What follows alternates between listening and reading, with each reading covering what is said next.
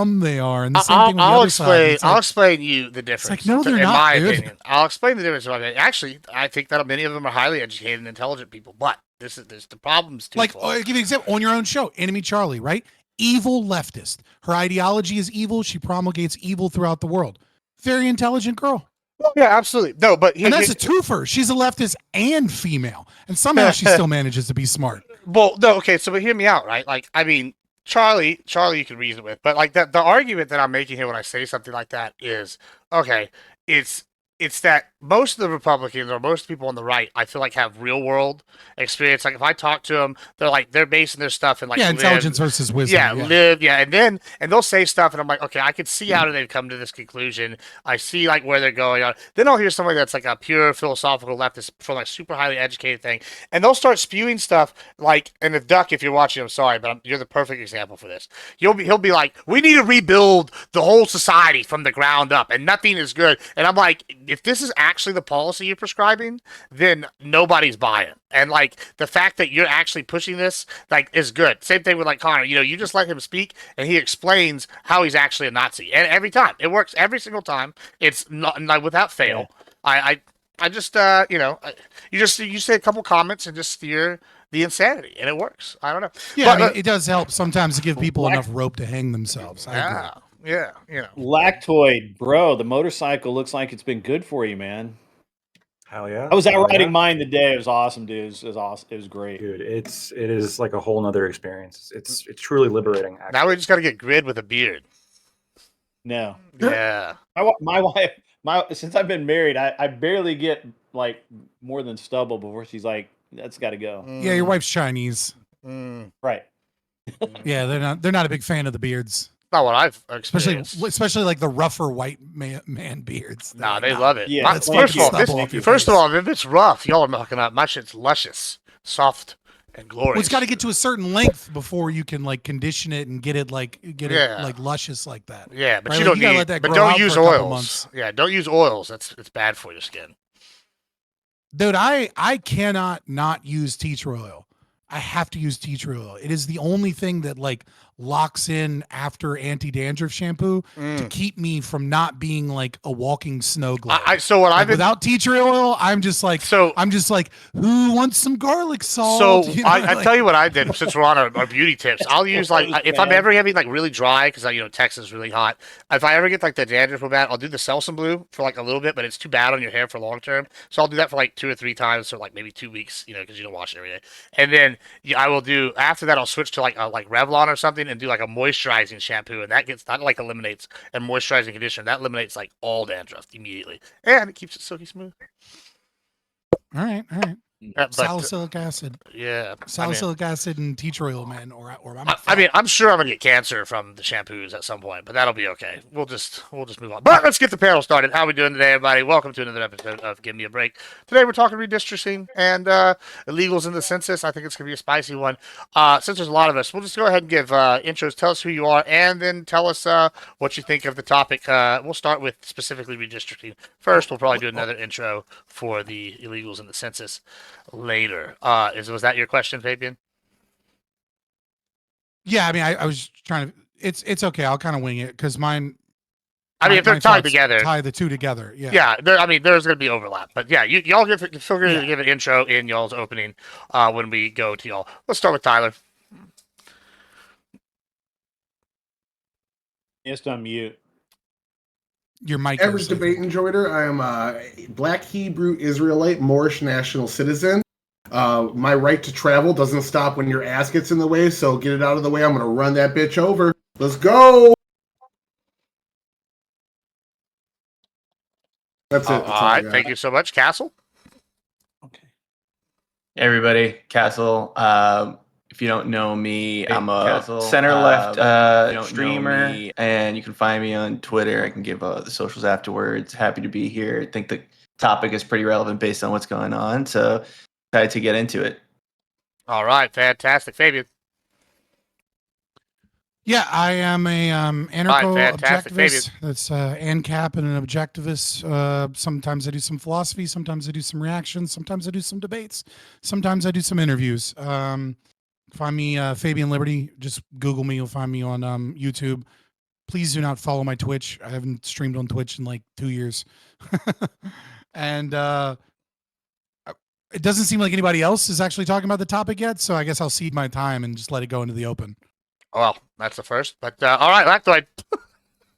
I think you missed somebody, right? Or are we just jumping around?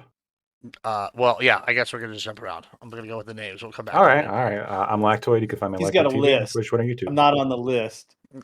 Yeah, I try to alternate here. We're gonna go to Big Circle. I also was moving Prime in when I was. Unlike Donald Trump. Yeah. We'll go to Vigilante next now, just because you said something. I'm the Vigilante TV. You can find me on Twitch, Twitter, TikTok, and YouTube. I need to stream more. I haven't streamed in a fucking while, but yeah. Fantastic. Grid. Yeah, I'm Grid One Motorsports. I represent the angry gun-toting, meat-eating people that, we're a small lobby, but we're powerful. And you would say that I'm right of being right sometimes, but mostly I'm just right. And I like the topic. I think it's going to be a lot of fun. I anticipate at least one rage quit. Calling it now. Tyler's going to cause it. And he's all fired up about this. So you can find me at An Unreasonable Man on Twitch and YouTube, and we'll get into this shortly, I guess. All right, fantastic. Premier Katya. Yeah, hi, I'm Premier Katya. I don't stream, but lately I've been a filthy, dirty Discord and Reddit mod. Usually people can find me around Peace Ghost community these days, so hi. Fantastic. Prime. Katya, get me unbanned from that one. Thank you. Okay. It's not just up to me, but okay, we'll try. Well, now we're gonna personally hold you accountable and only you. Dan? You, Lactoid? I know. It's You're crazy. so mild-mannered. Yeah, it's crazy stuff. But Prime. I'm dangerous. You there? Yeah. No, I'm dangerous. Let's see if we get. Yeah, we got you. Oh, okay. All right. My name's Prime. Do debates. It's a lot of fun on my channel. See a lot of the regular faces there. You'd enjoy it. Come check us out. Fantastic. I guess we'll do intros now, since I just read their names out and told us their things. All right, we'll start with Tyler this time again. Go ahead and tell us your thoughts on the issue at hand. Oh, so redistricting. They both have access to the same sets of tools. If they want to try to pull the let's be fair about it route and that gets them more voters, or the let's be hyper partisan about it and that gets them more voters or more votes or whatever, that's the game they play. And eventually, it might bite people in the ass, because when you redistrict a strong district and to make it so you get more seats, you generally spread your lead out. And in a blue wave or red wave election, you could completely shoot yourself in the foot. So it's a high risk, high reward maneuver. And as long as, again, they have access to the same tools, I don't see any problem with it, nor do I care much. And I just see a lot of pearl clutching from the side that's going to not benefit as much if everybody hampers down in the way California or Massachusetts did. All right, Castle. Yeah, I kind of agree with some of that. I think the way that Texas is doing it mid-decade is a bit of what I'm opposed to in this whole situation. But like Tyler said, if you don't have an independent commission and you have the votes in the legislature on your side, I think that's just the way the country is going in that direction now, where everybody's hyper-partisan and wants to kind of own their state at this rate. And I think it's leading towards a kind of self-destructive path for the country if this continues to happen, and maybe leads to some type of reckoning. But for now, in the short term, it just seems like both sides are just going to go their own ways as far as they can, which I don't think is a great thing. All right, Fabian. Yeah, far be it from me to say that there was ever any civility in politics, because, the name of the game of politics has always been a means of enslavement of the people. There is no liberty under a state. But I think there is something to be said about the slow process of our culture losing social pressure. And as that occurs, you begin to see the shift take place in politics as well. And I think it really begins in earnest with like Newt Gingrich and Bill Clinton.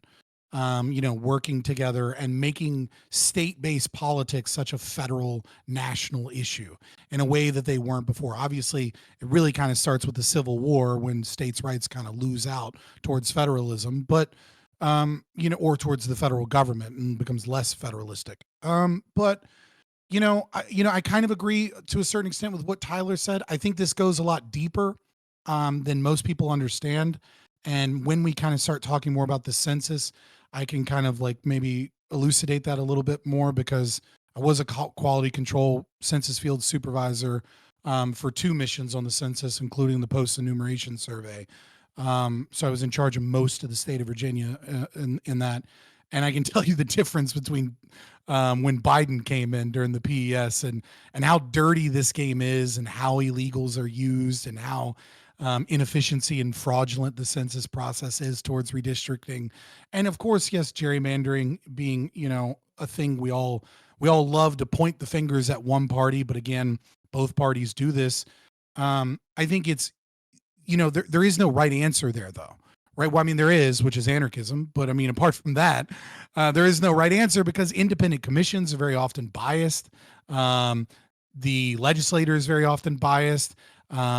Sometimes you see, when state Supreme Courts step in, they can be very biased, like, because, the courts are packed full of people too.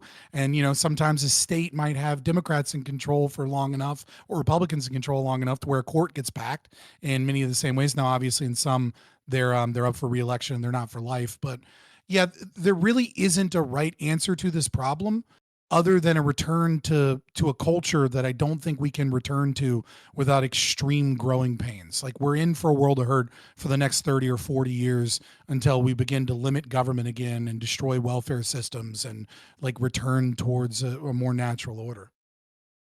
All right, Grid. Yeah, so I mean, I think that we're that was a lot of interesting comments. I guess I'm a simple man, and I see it as first of all, as a constitutional conservative, I believe that Article 1, Section 4, and the 10th Amendment both apply here, states' rights. And while I believe that Texas is absolutely pushing the limits of that with their immigration policies, which I'm sure we'll get into later, gerrymandering in this case is not about actual citizens and representing them. I believe that what we're keep talking around, what we're going to talk around all night, is the fact that we want to count illegal immigrants and aliens and people who are undocumented, or whatever you want to call it. We want those people to be counted as part of this gerrymandering effect, and quite simply put, the Constitution doesn't allow that. It should not allow that, and it undermines the very essence and nature of our country. And if you're for it, well, you suck, and you need to move on with life. And I think that's all I can really say at this point. All right, thank you so much, Lactoid. Yeah, I mean, I think the two subjects are related, and so it's hard to speak on one without the other, because I think the question here really is the legitimacy of the government, if we're gonna determine legitimacy here by democracy, which we do, whether that's the right thing to do or not. If we're talking about, I guess, just narrowing in specifically in the redistricting, it feels kind of dirty, for sure, right? I think it's a little bit messed up when, I saw that tweet from, I think it was Gavin Newsom, which he said, "Oh well, look what we could do to California, right? Like, we could ensure that there are 0 Republican seats in California if we get one. If you guys want to play that game." And then, of course, the response from the Republicans is, "You guys already play this game. Look at New England, right? There's millions of Republicans living through like large sections of New England, and yet they don't have any seats, or fewer seats than they otherwise should have." And so both sides do it. The question is it fair? It doesn't feel fair. I would like to see some kind of effort to address this. I don't know how it can be. I know there's some proposals, like an independent commission that goes in and draws these districts. I'm actually not necessarily opposed to this system, but it would have to be in the context in which perhaps other things that are occurring, like counting certain people in the census, let's say, that gives Democrats an edge, that would also have to go away at the same time, because you can't have one unfair system benefit, get rid of one unfair system that benefits one party and then leave another unfair system that benefits the other party, because it's going to create a kind of lopsided effect, and it's going to cause the party who's kind of having their cheat stolen from them now, they're going to be pissed off. Well, why don't you steal away his cheats too? It's a competitive system. Of course, you're going to see that. All right, Premier Katya. Okay, so yeah, I'm personally like, if we want to just talk on philosophical bases, I'd say that I'm generally against gerrymandering in general and redistricting in partisan lines, like as a whole. And I've always held this position because I feel like it is rather undemocratic to allow the party in power to continue to perpetuate their power just because they happen to hold it at that moment. Nobody likes when somebody has power in a democracy and uses that to remove aspects of it. I'm super not a fan of that. And I mean, Democrats did agree with me, which is why they did try to pass a bill to ban redistricting in this way and to promote doing like nonpartisan commissions in 2021, but the GOP actually blocked it, which is quite unfortunate, but now here we are. As far as the stuff that's going on with Texas and California, I think, all is fair in love and war as far as, Texas trying to add another 5 Republican seats, and then Gavin Newsom saying that we can add another 5 Democratic seats. Like, if we want to play that game, then, you know what? I'm glad that in this case, both sides are trying to play equally, so we shall see. As for the citizenship and census thing, all people, regardless of citizenship, have been included in the census since the first census in 1790. So if we want to, suddenly clutch our pearls and piss and shit about people who are not citizens being included now, that's a new thing that people have just made up this moment. So, I mean, if they'd like to, that's fine. But acting like it's a brand new thing that just happened is a bit strange. So, anyways, next person. All right, Prime. Constitution says that you'll have to determine your representatives by adding to the whole number of free persons, including those bound to service for a term of years. I'm guessing that's indentured servitude, and excluding aliens not taxed, and 3/5 of all other persons. Those are the ones that look like me. So yeah, they're included. It says nothing about citizens, unless there's something else that I'm missing. But it says nothing about citizenship. So I don't know where the conversation even goes from there, right? You can say it's unfair, well, it was also unfair to only count 3/5 of, black people. But in any case, I appreciate that there's a discussion about gerrymandering. It's fantastic that we are over relooking those rules. It happens, of course, now when Republicans think they're at a disadvantage, and now they really care. Like Katya said, Democrats have been on this. Like, hey, maybe we should, rethink how we do this. To be fair to everyone, Republicans were like, how do we get our unpopular ideas, like use that to take over as many districts as possible without actually providing for the people. So here we are once again, and hopefully, with the threat that will use their own weapons against them, Republicans will wise up. They won't, though. All right, thank you so much, Vigilante. Yeah, so I absolutely think we need to implement nonpartisan redistricting committees nationwide. When we pushed for the redistricting amendment here in Ohio to do the citizen-led redistricting, which was specifically 5 Democrats, 5 Republicans, and 5 independents, I actually worked on that petition to get that on to our ballot. And then our piece of shit attorney general fucking framed it in a way that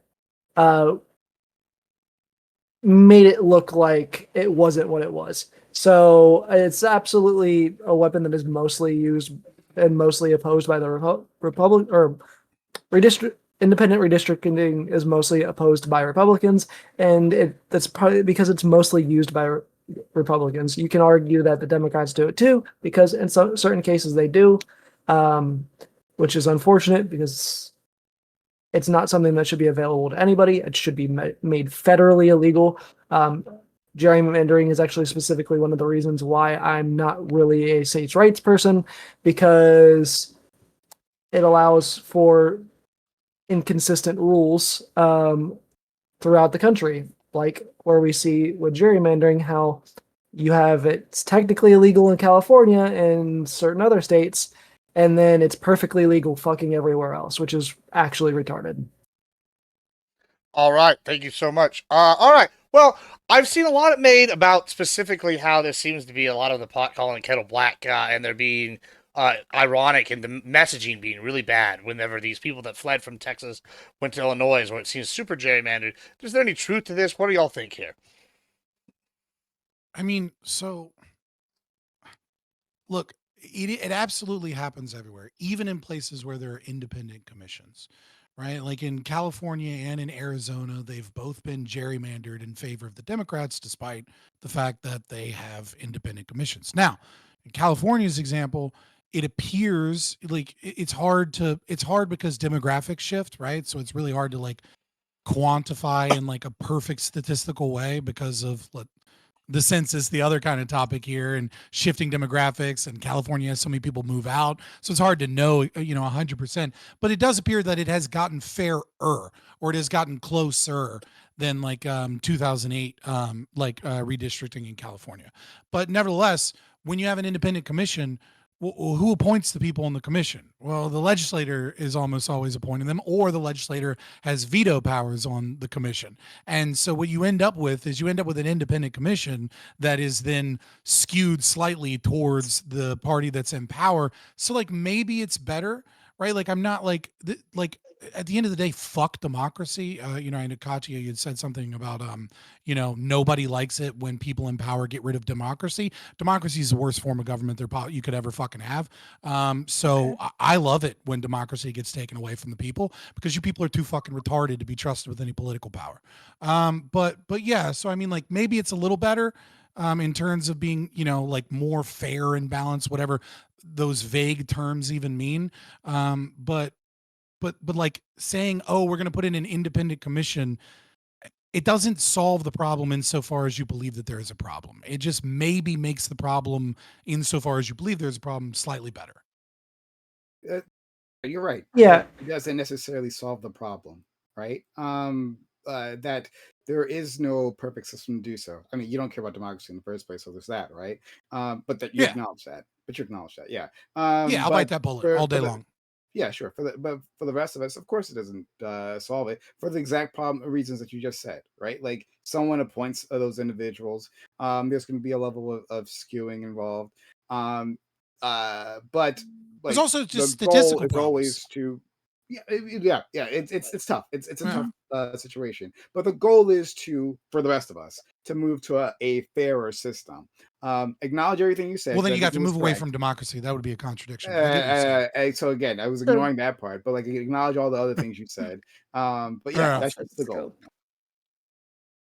So hold on. I'm sorry. Yeah, I want to get to your I kind of want to respond to one thing, and I don't remember who said it earlier. Hold on, before we get too far, let me. Ical just got here. I'll go to you right after Grid if you don't mind. Let's just let Ical. How are you doing? Let Ical get an intro here real quick since he's walking in. Good. You just want me to weigh in just on gerrymandering in general? Yes, please. Yeah, I don't know what everybody else said, but I mean, I follow this. I've been following this with my debate squad like for over 10 years. And I can tell you that the balance in the House right now is pretty darn even. The number of seats, the margin of seats that came across from the 2024 election is about the same as what the popular vote for the House was. So the balance is there right now. So my solution is to say, okay, if Texas is going to do what it's going to do now, and it looks like other red states are going to follow suit, then go ahead and let the blue states have their trigger laws that will allow them to do the same thing. And my guess is it will shake out about where it is now. All right, go ahead, Grid. I cut you off earlier, so now he's giving an intro. Go ahead. I know it's okay. It's all right. Yeah, no, it's fine, man. I was going to get into something, but I want to stick with the gerrymandering thing for now. So I just wanted to jump into like what you were talking about earlier. You said your question was about New England. I would say New England's a bad example. If you look at a lot of the states there, besides Massachusetts, a lot of them have such a low amount of House representatives in the federal government that mathematically, like, it just doesn't add up for them to get, like, some of them only have like 4 representatives, 3 representatives. So, like, Rhode Island, for instance, 38% votes Republican. They have 0 representatives that are Republican in the House. But mathematically, it's very likely that they could if they're getting outvoted 2-1. Where I would actually think the stronger argument is on the West Coast. If you look at California, Oregon, and Washington, those are the places with Oregon. 42% of the state voted Republican in 2024. 16% of their House representatives are Republican. California is 40% Republican. I think it was 38% in 2024. 17% of them are Republican. If you look at places like Texas, it's almost like you look at their state house, it's 41% to match how many Democrats voted in the 2024 election. Their state Senate sitting like 37%. Their federal representations, I think, in the high 30s as well. So the worst, most egregious Republican states that I can find, I like to try to find those out of the bigger states, and I'm having a hard time finding a bigger state with those issues. Now, it's because of the what was the part of the Voting Rights Act that forces states to form majority-minority districts.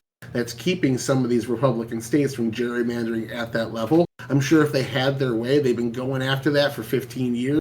I'm sure if they had their way, they would gerrymander just as hard. The parties do not unilaterally decide. That's what protected gerrymandering by the Democrats in California, because the Supreme Court shut them down because they said, well, no, because of the Voting Rights Act, you have to do it this way. So it's actually okay that the state is gerrymandered because it's gerrymandered in like the right way.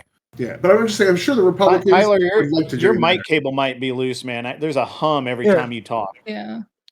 I mean, if we want to talk about like larger red states that are out of whack, we can talk about Florida, for example. I mean, right now we're looking at only 29% Democrats, 71% Republican, while the actual number of voters was something more like closer to 60-40. I mean, that's not as big of a gap, but that was just my first example to think of because I'm here.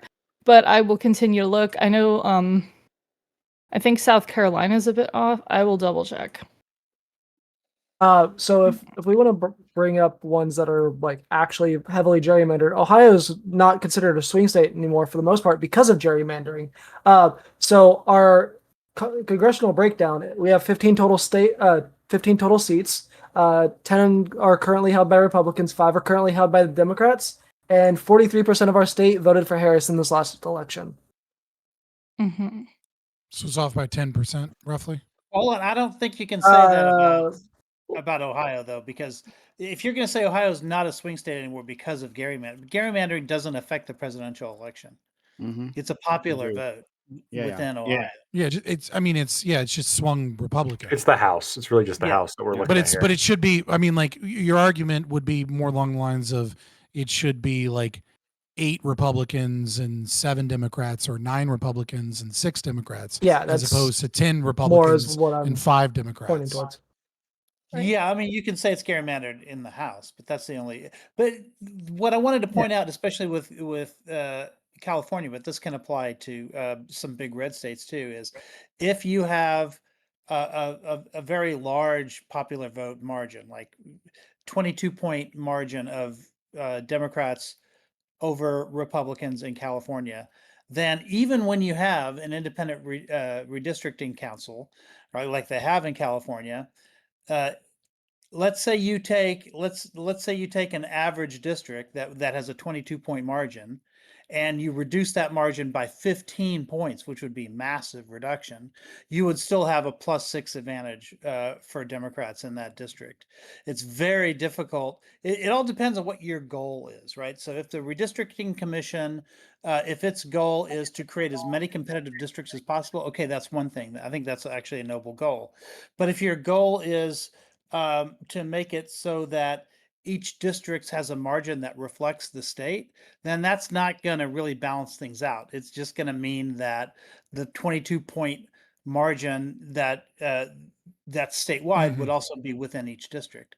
So that would. It's also important to note, and I know like I apologize for kind of swinging to the second topic, right? But these issues are so closely linked, we have to discuss it.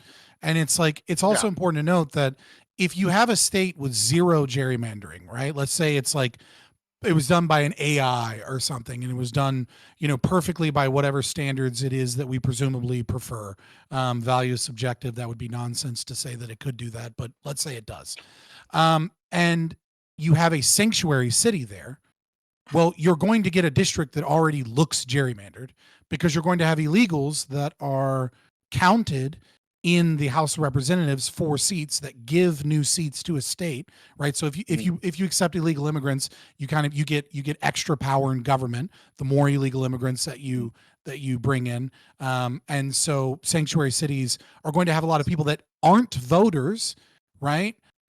So when you're trying to compare like districts versus how they voted in an election, that might be part of the reason why you only see like a 10% difference in like Texas, but see a bigger difference in, let's say, California, because when gerrymandering is done by conservatives, it's kind of already fixing, if you will, if you assume that it's a problem, it is in part countering the balance of power that illegal immigrants give to Democrats to allow them to have more political power in the country. So one of the things I'm so happy that Republicans are recognizing how valuable undocumented immigrants are. Right? We should be. Well, no, it's just Democrats that use them for votes. Well, it's just Democrats that look at them like we should be slaves fighting for votes. Them, right? We should be competing for as many. I know you brought up slavery. No, just get them all out. Undocumented immigrants, we should be competing to get them within your district, right?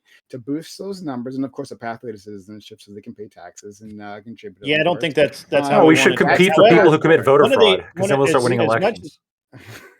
As much as I really want to beat up on California for gerrymandering, and certainly the way they've done it is quite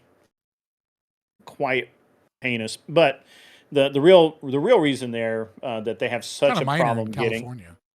Sorry.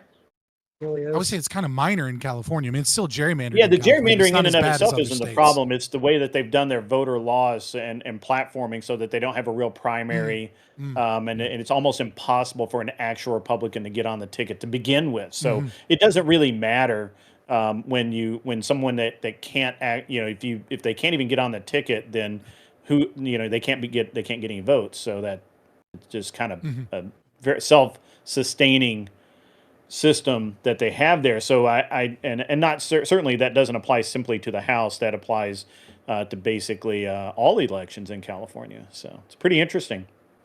Pretty interesting. They aren't the demon. Go ahead. Who do you think the Democrats are running against during the elections in California? Democrats.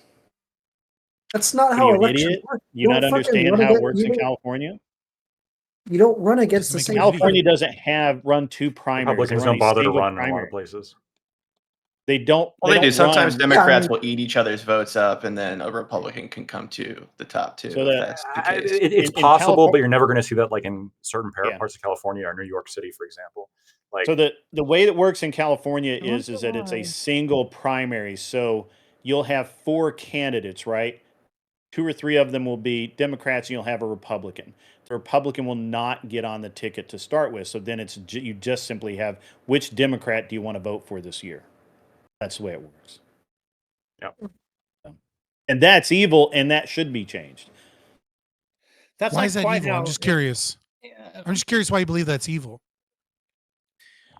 Because I think that you should have opposing parties facing off in the actual election. You shouldn't have it shouldn't be choosing 2 Democrats or choosing 2 Republicans. So if we put this on the other foot, if we said we're going to have just 2 Republicans, I would say the same thing. I'd be like, I don't like that. I don't want to see but that. What is it about having a D or an R next to your name that somehow makes it less evil?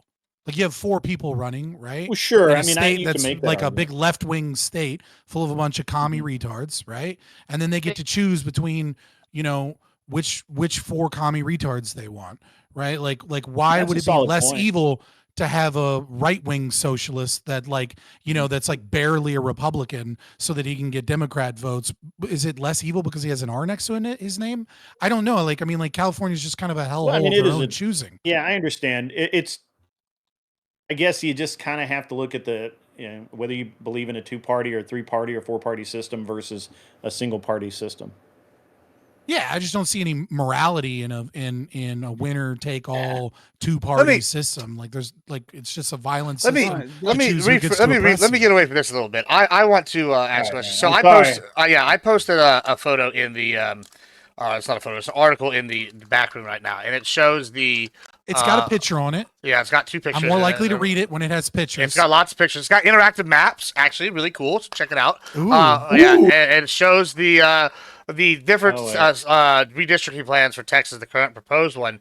And I've seen the meme one going about, about like what Illinois is drawn like a crayon, or like a kid drawing a crayon did it with the little scorpion tail in one district. Do we think like the fact that we're combining portions of 2 cities to make this is like not like a correction? Do you think it's like not a correction? Do you think it's like bad that these shapes are kind of like oblong or weird, or combining 2 different regional areas to get somebody represented? I don't know. What do we think about this? Does geography play a role? Does it matter? I don't know. I honestly. Yeah, just looking at it, like fucking the proposed legislation looks less gerrymandered. Yeah, honestly, if I was a layman that just looked at this map, I would pick the right map because it looks like, oh, they actually tried to do the districts locally. There's the one in Houston that's a little weird, but other than that, they're much more connected. Like that one in Austin in the previous map looks like the fucking tip of Alaska. So the reason I bring this up is because this is actually a local issue here, right? I live in San Antonio. I don't live on the side of town that's in, but they're like, this guy's really representing Austin. He's not representing our local people. And they're like, so that people there are like, well, do we want the redistricting? And they're like, it'll represent us more locally, but we're going to lose probably elections kind of. So it's like kind of like catch-22. Tyler, the Republicans made that district. It wasn't Democrats picking where the district was. Yeah, I wouldn't blame it. I'm just saying, as a layman, if I were to look at this, they're fixing it. They're fixing the districts. Yeah, if I was just to look at this as a layman with no previous knowledge, I'd pick the map on the right because it looks like it's less gerrymandered. Yeah, they're repairing the damage they did before. That's all that's happening, right? Yeah, if you guys want to see some really fucked up districts, I put a district map in the same chat. In Florida, we've got straight up districts that are not like a contiguous land mass. Does it have a map that I can play with? I just put a map or a little bit of a map in the chat. Yeah, District 14 has 3 different landmass areas as part of it. Well, 3, potentially like 5 actually, if you count those little coastline areas. It's a bit ridiculous, and that was done, obviously, to chop off the Democratic area of District 13 and put it with District 14 that was already a Democratic area. But I'm salty about this, but yeah, it looks fucking ridiculous if we want to talk about geography. I mean, it kind of looks like talking. It looks like they just grabbed the coastal regions in one area. Yeah, it looks perfectly normal here. Doesn't seem too crazy. Like, talking about like looking at shapes, what you guys were bringing up. Because they just grabbed the whole inner peninsula in one district. They didn't, but it didn't use to be. Yeah, hold on. Go ahead, Brian. Yeah. But geography does matter, right? Like in terms of, like there are some areas that are just lightly populated, right? And you got to like reach out and grab them, right? Like from one district to like all the way across this landmass to grab it. So like just on visual inspection isn't enough, right? Like what our friend Ika was trying to tell us, what are the goals, and what's terrain looking like, what's the population distribution, all that like factors in. So it can be it can fool individuals, but I think for the most part, right, most places are more well populated, right? It's easier to see these things when you're looking at like a heavily populated district or area like a city or something, and then you see all like the craziness. Like, why is that happening? Well, I actually agree with you quite a bit on that, but just using the Texas one, do you agree that this is a problem when you have like 2 actually populated areas? Like you have a major portion of Austin, and then you have a major portion of San Antonio. These are very unique local geography issues. Do you see why I'm kind of wondering, like, You know, it'd be one thing if we're talking about like the islands, like on Katya's map. If there's like some like island with 50 people on it that you need to pull in to like a major thing. I don't think that's exactly You what's don't know happening. the area. No, nope. Yeah, I don't know, but you cut off half of a major city and shoved it with a second major city like that. That was the problem. But I mean, I was using more like for Prime's example here. Like, yeah, like you know, like if I was going to take Corpus Christi and I put like Padre Island on there or Port Aransas or something on there with them, that that would be fine, right? Because there's like 1,000 people and they're probably governed by what happens in Corpus, right? But if I'm like talking about like a third of San Antonio and like 40% of Austin, and then just this like string that attaches them, I don't know. I think that's going to hurt them locally. Do you disagree with that? So okay, I don't know how these. I don't know how these were made originally. Sure, yeah. I don't know the history of how the current maps are made. It could be the case that the current map is also quote unquote unfair, right? But like it's less unfair than the new proposed map. So like it could be that neither of these options are necessarily good in terms of like how Aiko and I would describe them as good. But yeah, one like more favors one party, like the new one favors a Republican Party than the current one. I want to ask real quick, before we get off too far off the Texas topic in specific, would it be considered insurrectionary to take action that delays a state-sanctioned vote? Like under some definitions, it could be. Just wondering. I was going to say well, he's. I don't know if you like. Yeah, he's just talking about the fact that the Democrats ran away so that the vote wouldn't occur, which is. But that wouldn't be violence. Illegal, I think violence is part of the. I mean, do you think that there's a legal reason to go get them? Like, how would that hold up in court if like the FBI intervened on behalf of Texas to like arrest them? They tried. Well, they floated the idea. Yeah, I saw it floated today. They floated they floated the idea in Oregon when it was the Republicans who fled the state in order to stop a vote. I think if I'm not mistaken, the court said the federal government couldn't take action, but that Oregon itself could try to arrest them and drag them back. Can we just get rid of whatever law says that a certain amount of people have to be there in order for you to vote on something? I'm sorry, like, why is it a power that either party can like leave and refuse to show up for work and then they can't vote because not enough people are there? Like, if you refuse to be there, then fuck you, you abstained. Yeah. You know what I mean? I wouldn't want to turn on that fence. I can see why. Like we have cars and planes and helicopters now. Probably to avoid sneaky shit. All of these people are using insider trading and day trading, so they all have enough money for fucking helicopters anyway. If they schedule the vote at like 3 a.m. or do some sneaky shit where it's on a holiday or it's at random and they vote with 3 people there who are like, hey, we're gonna do that then. What happens? Then just get rid of that, right? Just say that like all votes have to be during normal business operating hours on Monday through Friday, not on a federal or state holiday. So hold on. Well, the problem with that is certain notice, right? Well, the problem with that is they already have that. I think that fixes the problem. Yeah, but they already have that. They already have that here. But what he does, what you do as a governor, is you have a special emergency session. And then, which is like, oh, we're gonna have like, you would use it for like, we're going to war, or oh god, there's a natural disaster. But they'll be like, this is a national emergency, and they'll just declare it. That's kind of what's happening right now. And so then they don't have enough people that meet a quorum. Give everybody 48 hours when they held a special thing, so long as it falls in those days, and you either are there or you abstain. God, right? I'm Democrat or Republican, I don't care. God, I'm your commie governor, right? And I'm like, oh, I'm gonna sabotage the Republicans, and so I like using my state power. I capture the Republican senators, right? I hold them up in a room, right? I give them 48 hours. Hey, you got to be at the Capitol, right? In 48 hours, we're gonna have a big important vote there. Oh, you couldn't make it. Oh well, I mean, this is a stupid analogy. He's already kidnapped people. Like that's already a whole nother violation. I feel like any governor. I feel like any governor that would do this would probably not really care about like the vote of these bodies anyway. Imagine we live under a communist revolution, but then this won't work that well. She's like, I'm going to kidnap people, but I will respect the vote no matter what it is. I call myself commie because that's what you think I am, right? So I was playing into that, but fascism. It doesn't matter. It's just all another form of whatever. The socialism. point is, Hey, hold on, there no, have hon. been Of course fascists of who have course been this matters. outvoted Who and wrong ousted. is I mean, look at matters. South It Korea. makes perfect sense for exactly the reasons I explained, right? No, the bodies have to actually be in the building, right? Giving all those other stipulations does not say there is enough bodies there to make sense, right? So yes, you actually have to be in the chamber. That's This is cope. the most easiest way. It literally requires a fascistic governor to fucking stage a coup in order for it to fucking work. And well, if he's staging a coup, guess what? We're already in a whole new territory of a fascistic governor staging a coup. Like, it's a silly argument.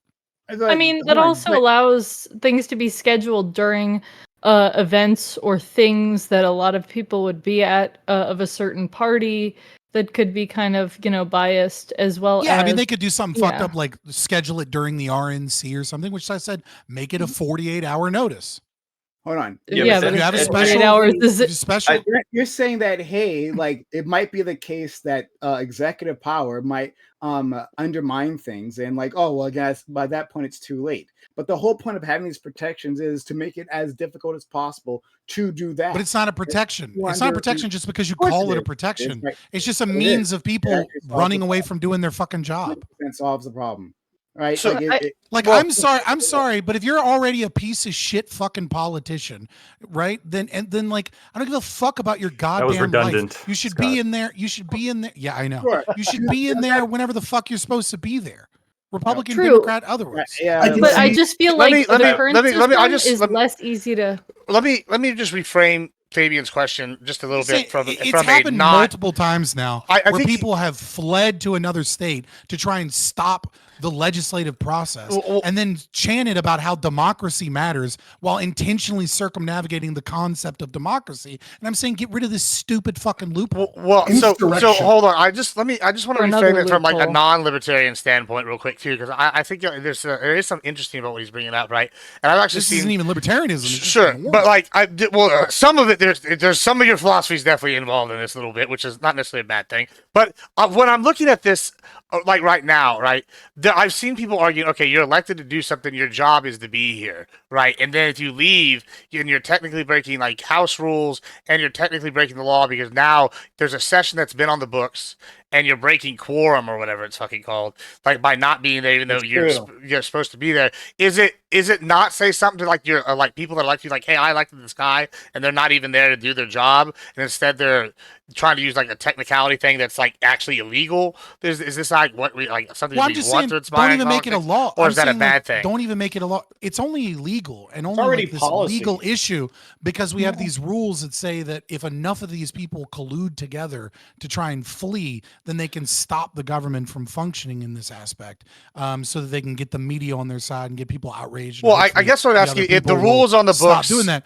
and it's like a bipartisan rule, like if the Republicans did it, is neutral. Well, I guess what I'm saying is like it's already a thing, and if say Republicans did it in another state, and like it came up like ICAO said, right, and they're on the books, there's a law for quorum, right? You have to have a quorum, and you have to have these people here, and if you don't come, you're breaking House rules, and you're also breaking the law. So we've established it's a bipartisan thing across like states. I mean, now whether or not it actually is one thing, but like just for the sake of the thought exercise, okay, and now you've been elected, and you choose to leave. Is there something to be said to that being like not a trend we want in politics if the goal of these laws is to avoid people interacting with our government in this manner? Like, because it feels to me that's why we have those laws in the books. It's because we want the people there to argue about the policies. Speaks to my intro, right? Like a lot of these rules, a lot of the like gerrymandering or, pork in legislation that were, a part of like before the good government movement that were kind of like a way to get legislation passed, or, people running away from their state to try and stop a vote from occurring.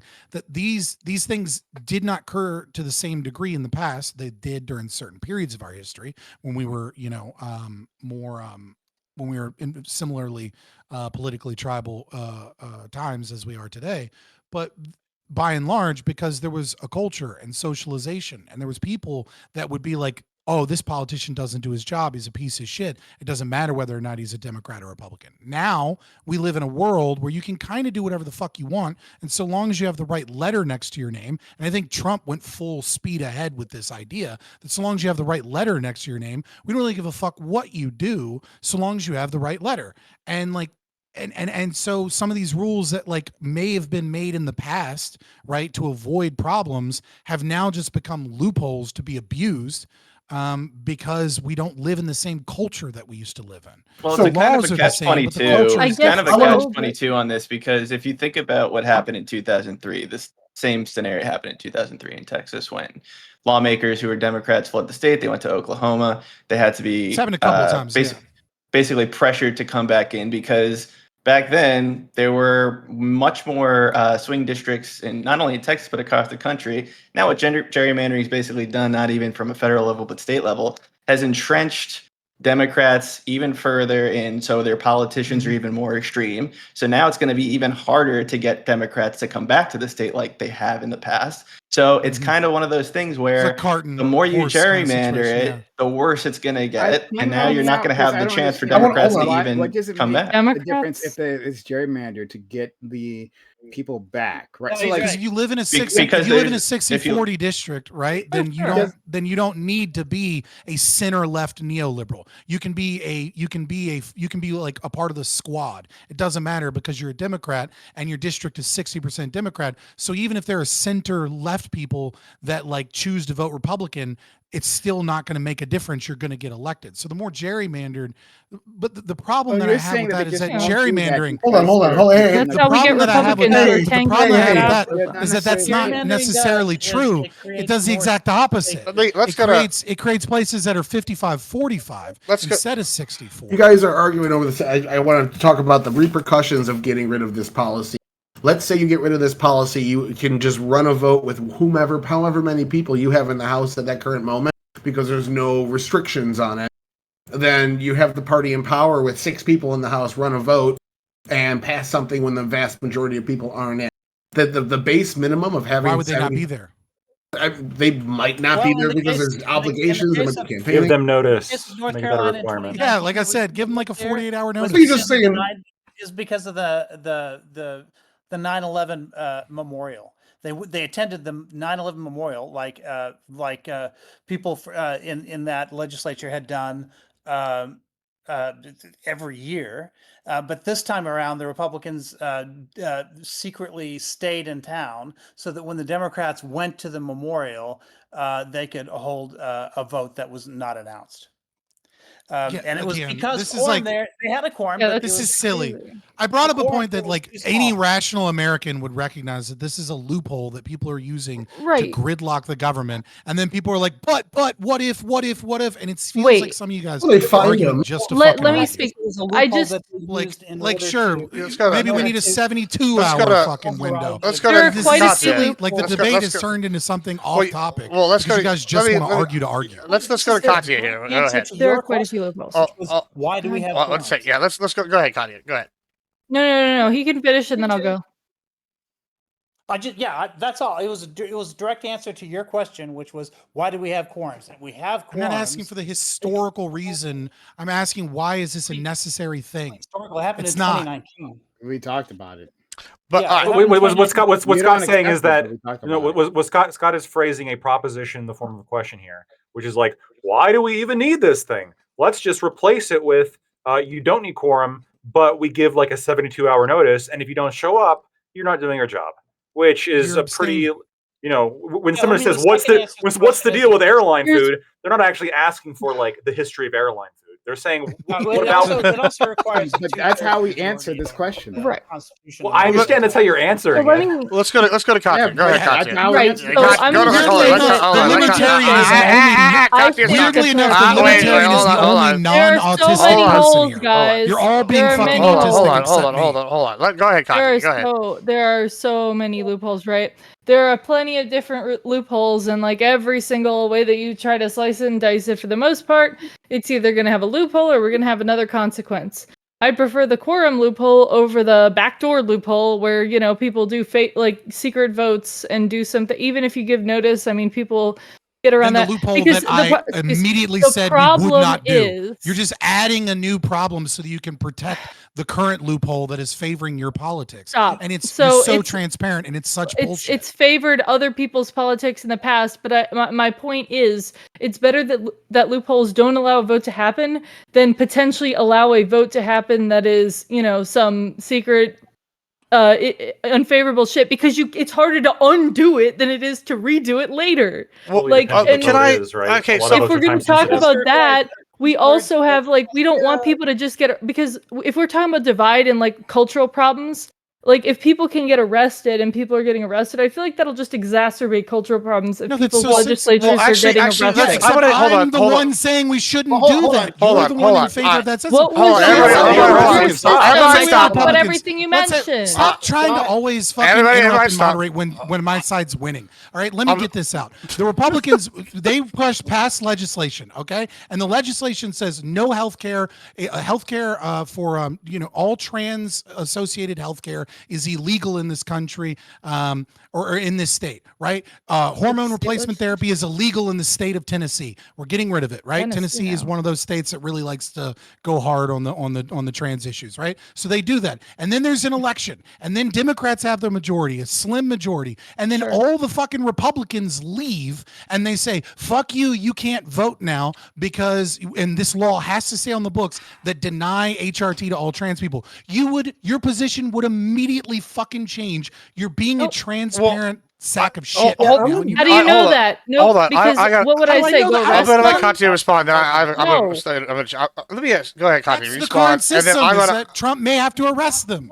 Okay, well, I because would it's a be law against and it's a it then, dumb too, one. because people will roll up eventually. Just wait on it. well, okay. So this is kind of what I'm looking at, right? I think it's kind Wait, of adjacent to. Hold on, we'll come back. I just want We're this not kind gonna of. not do I it. want this. they don't? Hold on, I want this included with the thing. I'm doing. sorry, I made Hold Hold on. in a different direction because Well, these people want to argue. No, on this dumb is shit fine. this time. Actually, I do want an It's answer. okay, Scott. I actually agree with you. I'm on the other side. I do want to answer this because I feel like you are touching on something pretty heavy here that's adjacent to what you're saying, right? And it seems like we've established in several states, at least. I don't know if every state's got it, but you brought up the example. I brought up the example when it happened to the Republicans. They had quorum laws, and it was a problem, right? And we've established that Texas has quorum laws. It seems like we've established that we don't like this if this is not a loophole. We actually have a law in the book to stop this from being a loophole, right? I was wondering, I guess, is if maybe we should go the opposite way with it and make the legal consequences greater because we want to encourage this not to happen at all because we want legislation to happen. Is that something that would be, and there would be more bipartisan across the board?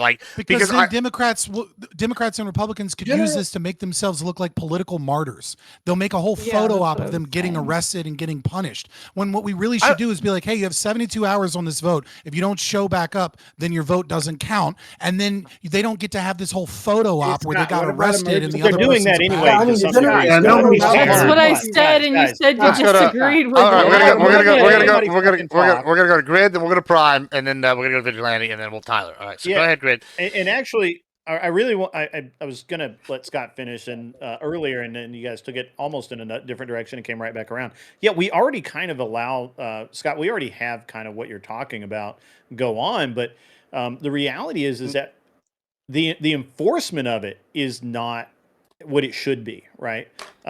We have, and actually in the absent, in the opposite, right? So when if you look down the list of congressional votes, you'll see who abstained, or who wasn't present, or whatever, and they're just basically giving themselves an excuse so they don't have to. Their feet can't be held to the fire politically later. And I think that's irresponsible for a politician because you got elected to take stands on these issues. You got elected to represent your constituents on those issues. And so I would go even further and say that if they, honestly, if they didn't show up for a vote, then sure, man. If I don't show up for court, there'll be a warrant listed for my arrest. And a congressional vote or a House vote or whatever is far more important than me going to traffic court. I don't understand why we don't have warrants listed for politicians who miss votes. Prime. I think Is that's the FBI going after them? Hold on. Let's go to Yeah, Prime. absolutely. U.S. Marshals, actually. Yeah, So- Prime. Go. It shouldn't be. It should be a state I think problem. interesting comparison you just made there, Grid. Like we see Congress, like federal congressmen and senators, like miss out on votes, like House votes all the time, right? And it's like you guys can just do that. You guys can just like fuck off, like not even bother. Like they say have enough for quorum, but like lots of them just don't show up. So what if there was a consequences attached to it? I'd have to think about it to see if that's something I want to support. But I think it's interesting just to say that, like, hey, It well, will stop Ted Cruz from going on bullshit vacations. When we are trying to, when we are trying to, when we're supposed to perform our civic duties as normal citizens, right? We're under the threat of arrest if we don't. So I have to think about what you said to see if I want to support it or not. But I think it's super interesting. Anyway, wait, Scott, what about emergency votes? Right. So we got to schedule an emergency vote. Okay. What would be an example of an emergency vote at the state level? Whatever. We literally have one going down right now with the redistricting. Like they're doing, yeah, that's literally Why one is right that now. an emergency? Why is that? It's a special session. Why can that not be done in 72 hours? I don't know why that's what they're doing. Hold on, pause. I'm assuming your critique is, what if we need to vote on something right this second, right? Yep. That's your critique. So what example would require the state legislator to change the laws of its state within a period quicker than 72 hours? Newt goes off in Washington. Because I can't think of one that isn't just straight up hurricane something scary and fascist. Newt goes off. Why would that be Washington D.C. necessary? Everybody's wiped out. Somebody's got to legislate. You got people standing on their roofs. You'd let them sit there for 72 hours while they fight. I mean, it's a bad political narrative for the people that left, but hurricane funding. I'm asking Prime. I'm asking Prime. Sure. We have to free up funds in the case of emergency, especially since, like, if the idea from the Trump administration is that states should take on more responsibility, or maybe all the responsibility of emergency management responses, right? Like, like a natural disaster, like the flooding. If that's the case, then we might actually have to free up more funds. Okay, we had. Why does that need a new law that can't be passed in 72 hours? I mean, the flooding's a good example of this. Like we can make a law right now in Texas that says in the event. Hold on, listen. Like that example doesn't work. We can make a law right now. We can give you 72 hours, and then in 72 hours we can vote on the law that says in the event of an emergency where such and such 3-letter agency determines the damages exceed this amount of money, then we take this money out of this department for that, and then that is a power pursuant to that individual. And then and then we can, within a 72-hour period, when something occurs, we can vote on it differently. Well, I can think to change the laws of the land, and it needs to be done. I can think of a literal. But Fabian, I can think. Hold on, I can think of a literal example right here in Texas where this would be useful. Right, would be the flooding we just had, and there's more flooding on the way, and they go, "Oh, it's going to happen within like 24 hours. We know it's more coming, and we need a budgetary allotment, and we can actually have temporary sirens we that can needs put to be up." Done ahead of time. Yeah, I know it's all well and good, but except it doesn't always happen ahead of time. Quorum, though? Because what if you can't get quorum by the time the emergency happens? Wouldn't this be an argument for getting rid of the requirement of quorum? Because everybody fled the state because I don't like this emergency. So it doesn't. This is actually an argument against quorum as well, right? We should just get rid of quorum because in an emergency we got to take the votes we can get, right? Because it's an emergency. Fucking lawyer. Hey, that's a good point. Well, lawyers do usually have an insight on law. I'd say that in any case, no. But here's the thing. I'd say that to my response to you, Lacto, and I think that's a fair point. My response to you is that, like, what Scott is proposing adds more layers of rules, right? Like, it has to be, like, you have to hit more criteria to accomplish this one thing, right? So that it introduces more complexity. I think just changes the criteria. System it just changes it to a different one, right? Like, it's not that it's a perfect solution, right? Because of the things you just said, right? I don't think it's a perfect solution, but I think the opposite, or the other one, proposed solution, also it just comes with these levels of complexity. If I could speak on that, let's go to Lacto. I want to go to Lacto. Let me speak on this briefly. That's nonsense. I've been listening. I mean, I actually agree with Scott a little bit, because what it seems like is that here is this problem that I think if we all sit down and think about, it does again, sort of like redistricting, seem like a little bit bullshit. It feels a little bit scummy, right? If you have this kind of opt out where it's like, oh, we're going to lose this vote because the people of the state have spoken and have elected the other party, and so we're going to lose this vote, and so we can do this thing to stop the vote from happening by fleeing the state, right? And it's call like it democracy. and then call it democracy, and the question would be like, this to me really just feels like a loophole. And so, what does like Scott's proposal do?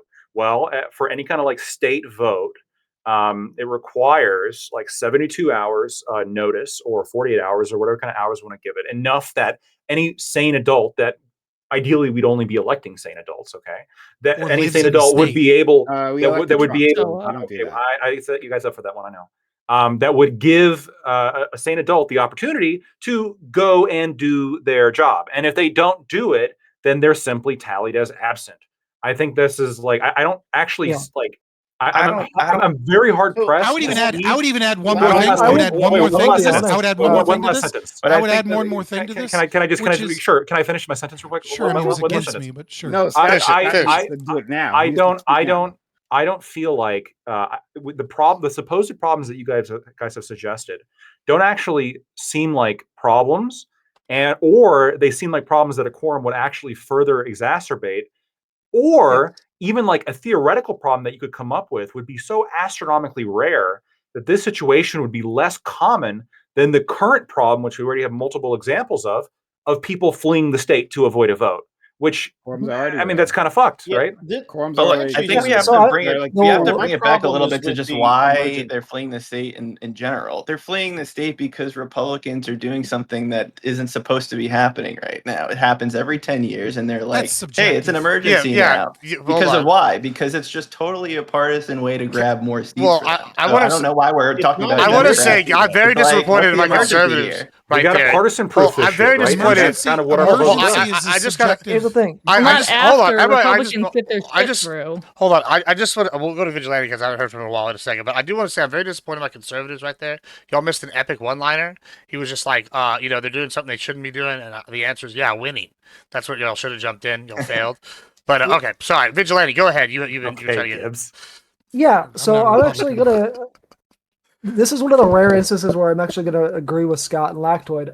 I actually think getting rid of this is a good idea. I think generally speaking, we should not just at the state level, but at the federal level as well. We should be getting rid of rules that allow people to just avoid voting.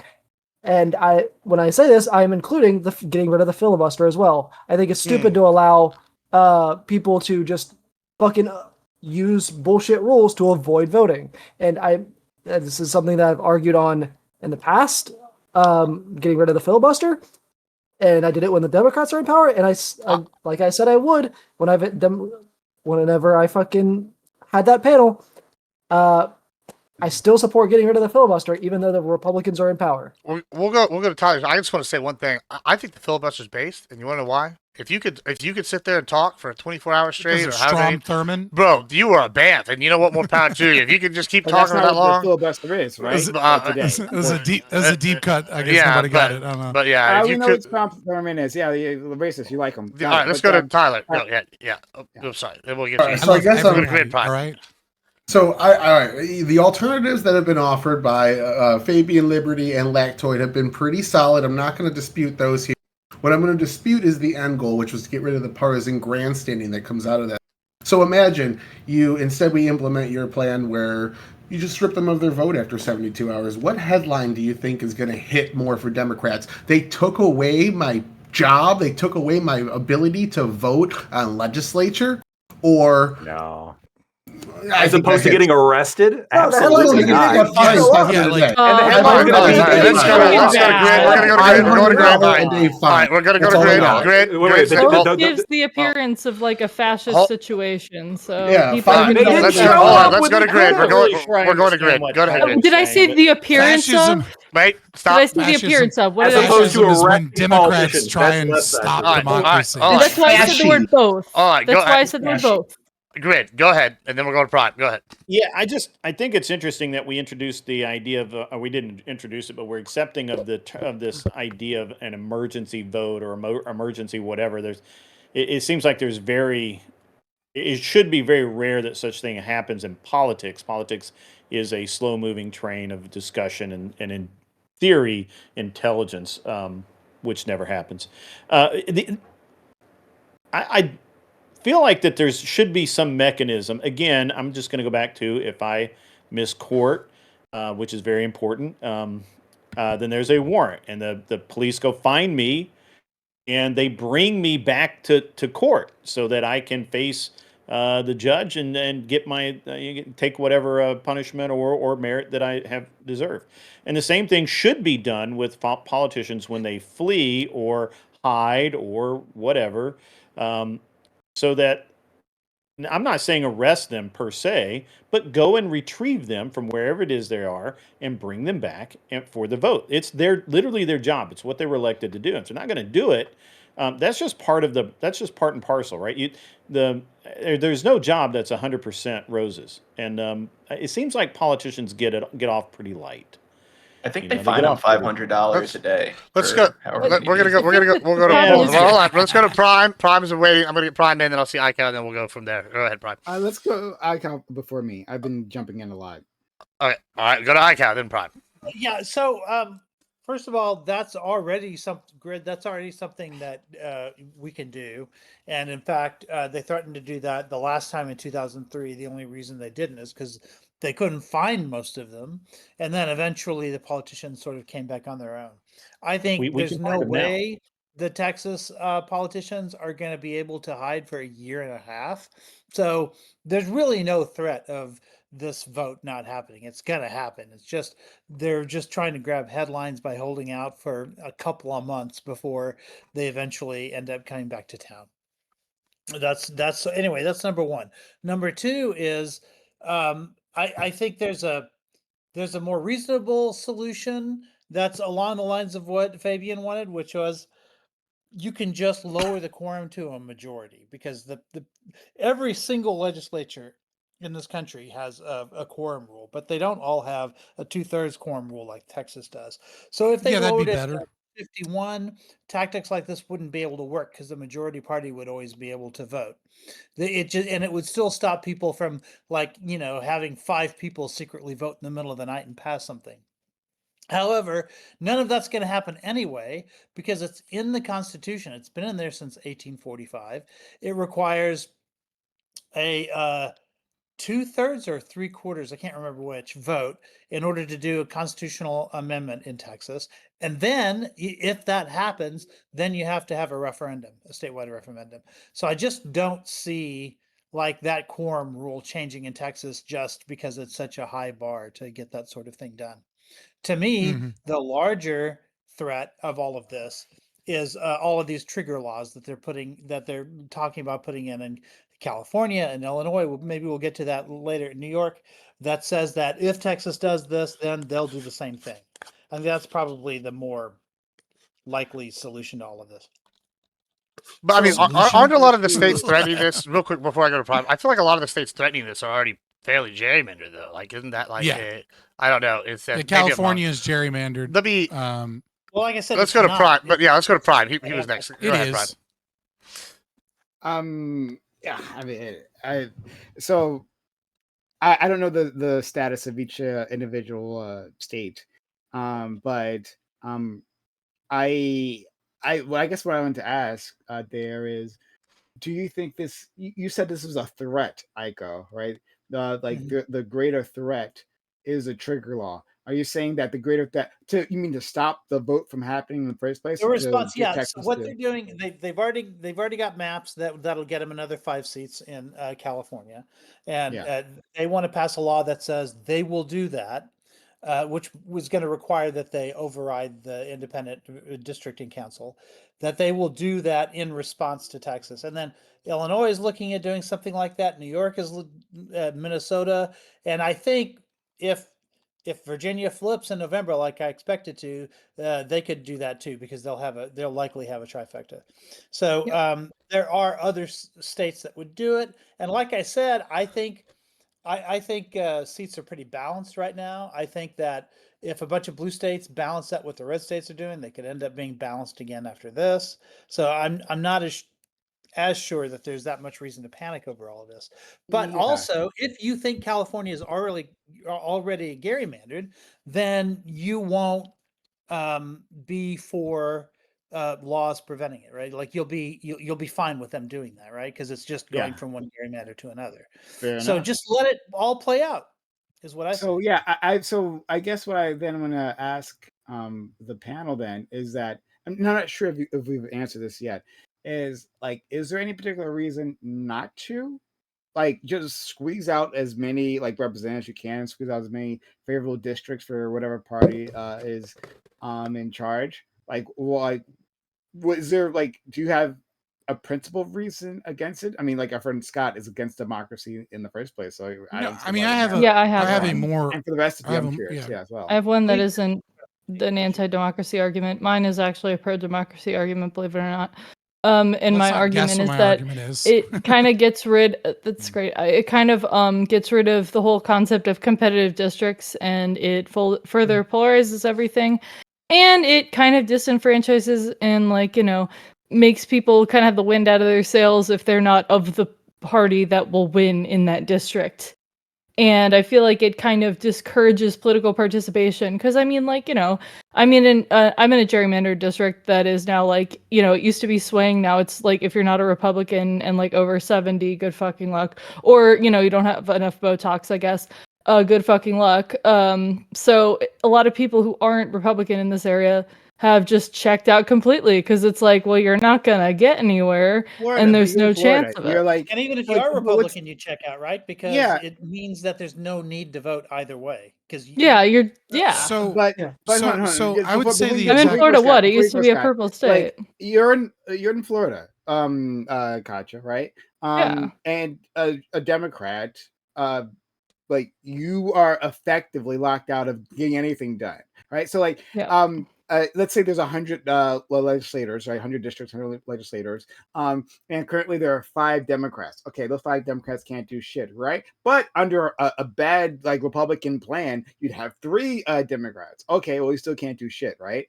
What's like what doesn't matter? Like I think like Democrats in that state are already like gerrymandering traumatized is, and well they don't they're already demoralized and don't bother to vote. well, This it's about happens on federal both sides, elections. and whenever It's state is about a like, federal election, and it's about representing your district and what district needs are, like as through the lens of the person of the party that you are a member of. So it's if it's only what the other party thinks is a problem, or it's only they're the only ones representing you to the federal government and the only ones who can. I think state legislature is a different thing. Right now we're talking about federal.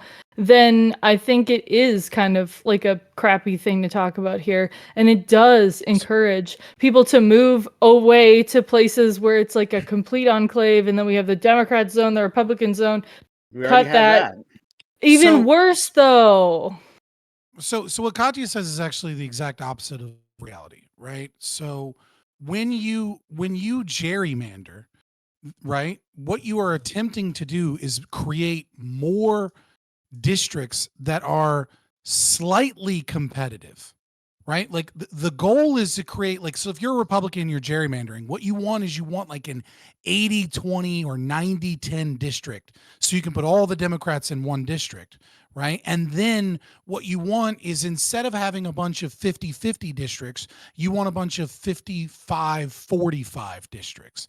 And so what ends up happening in reality when you attempt to gerrymander that way is, yes, you have 1 or 2 districts that are not competitive at all, but you have a lot of other districts that might have been 60-40 or 65-35 that are now 55-45.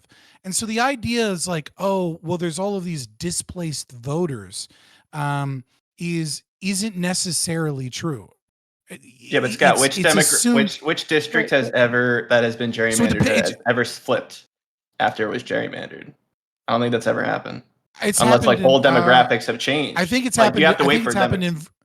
I think it's happened in Virginia, but that's only because Virginia became blue. it happens in the but- case, Right, of, but that has to happen when Right. demographics are like flipping. Right. So But the tell me, man, real there's only issue, the real happens if issue. you So have so that I'm answering 10-year my gap. question still. So the real actual problem with gerrymandering, insofar as I can see it, is this entire concept of we need districts to be competitive. That is a less democracy viewpoint. And the reason it's less democratic is because you go, oh, well, wouldn't it be better if we can force the map in some way so that everybody has like some say of voice in voting? The problem is that when you elect someone, they're supposed to represent their district. And when you chop up a district to try and make it a competitive district, what you end up having is multiple different cultures represented by the same person instead of a person that actually adequately represents the culture of their district. And so what you should do is you should have geographic regions that are, to the best of your ability, that might be 80% Republican, but that guy is there for those people. He's there for farmers because his district is a bunch of farmers. His district isn't farmers and then part of this suburb and then like this little cutout of the city, and now he has to represent 3 different fucking cultures because his district was made that way so it can be competitive. Like the entire concept of the way that we split up maps is going to piss off somebody and disenfranchise somebody because politics is a game of violence and it's a zero-sum game. It is inherently a violation of our rights, and there's no right way to do this. You're saying get rid of how many people are in each district. The only way you'd be able to do that is to get rid of the even split of people in each district, I would have to guess. Because that's not true. I mean, that's why they include. You'd have giant country districts, Nevada, right? And then you'd have suburban districts, and then you'd have a city that has like 3 districts in that small geographic area. At some point, with some states, they have really big cities and almost nobody else anywhere. You would have to incorporate the city into some of those, like maybe, or you'd have like Texas, like one giant oval, 2 districts. There's no way to not disenfranchise people either from their district being represented by their culture or by their district not being competitive. But you're right. There's no right way to do this. Like you're right. Like it just isn't. Once you gerrymander, you start making the district more competitive. Like some of your red hardcore districts or blue hardcore districts. I don't think AOC would get elected in a very competitive blue district. You see a lot of these purple districts. Maybe generally AOC now. Moderate. This is moderate. AOC's like she's gone more to the center. Yeah, since she bowed. But I get what you're saying. Yeah. Like these competitive districts have purple moderates on both sides, and they like kind of vote both ways a lot of the times. Yeah, like.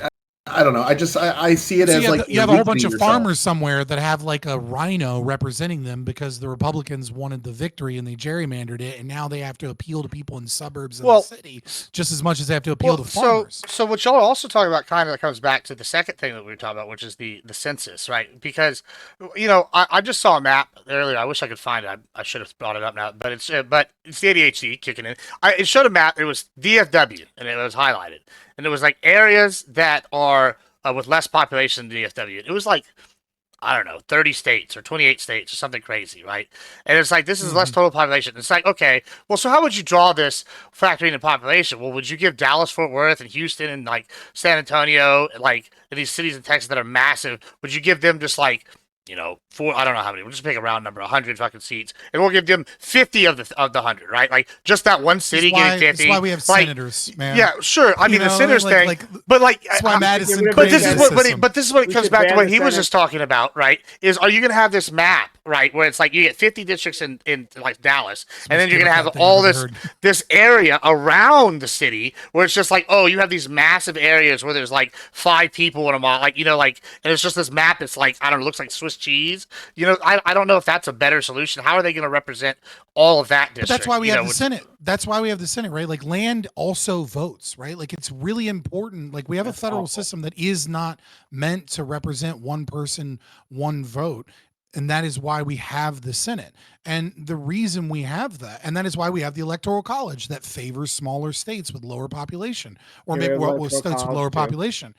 Right, because if you are like a city liberal that doesn't understand how your food is grown, you institute a bunch of retarded socialist policies that fuck up your food chain supply and things like that. And so there's a recognition from our founders, because they're smarter than any Democrat, that they understand that large land masses need to have special favor to a certain degree because they're isolated from city politics and because their concerns are important too in ways that aren't this one-to-one democratic process. Yokel, right? You're easily fooled because you have no way of getting news or like connecting with the people around you. Because Yeah, you're in a low rural people don't have internet. And then, you can be taken in. Fucking right? Lori Lightfoot over here. You will Brother. vote for things that damage the engine of our economies, being the cities, right? Where the people actually work, the people that actually make this country rich, right? Where the people actually work.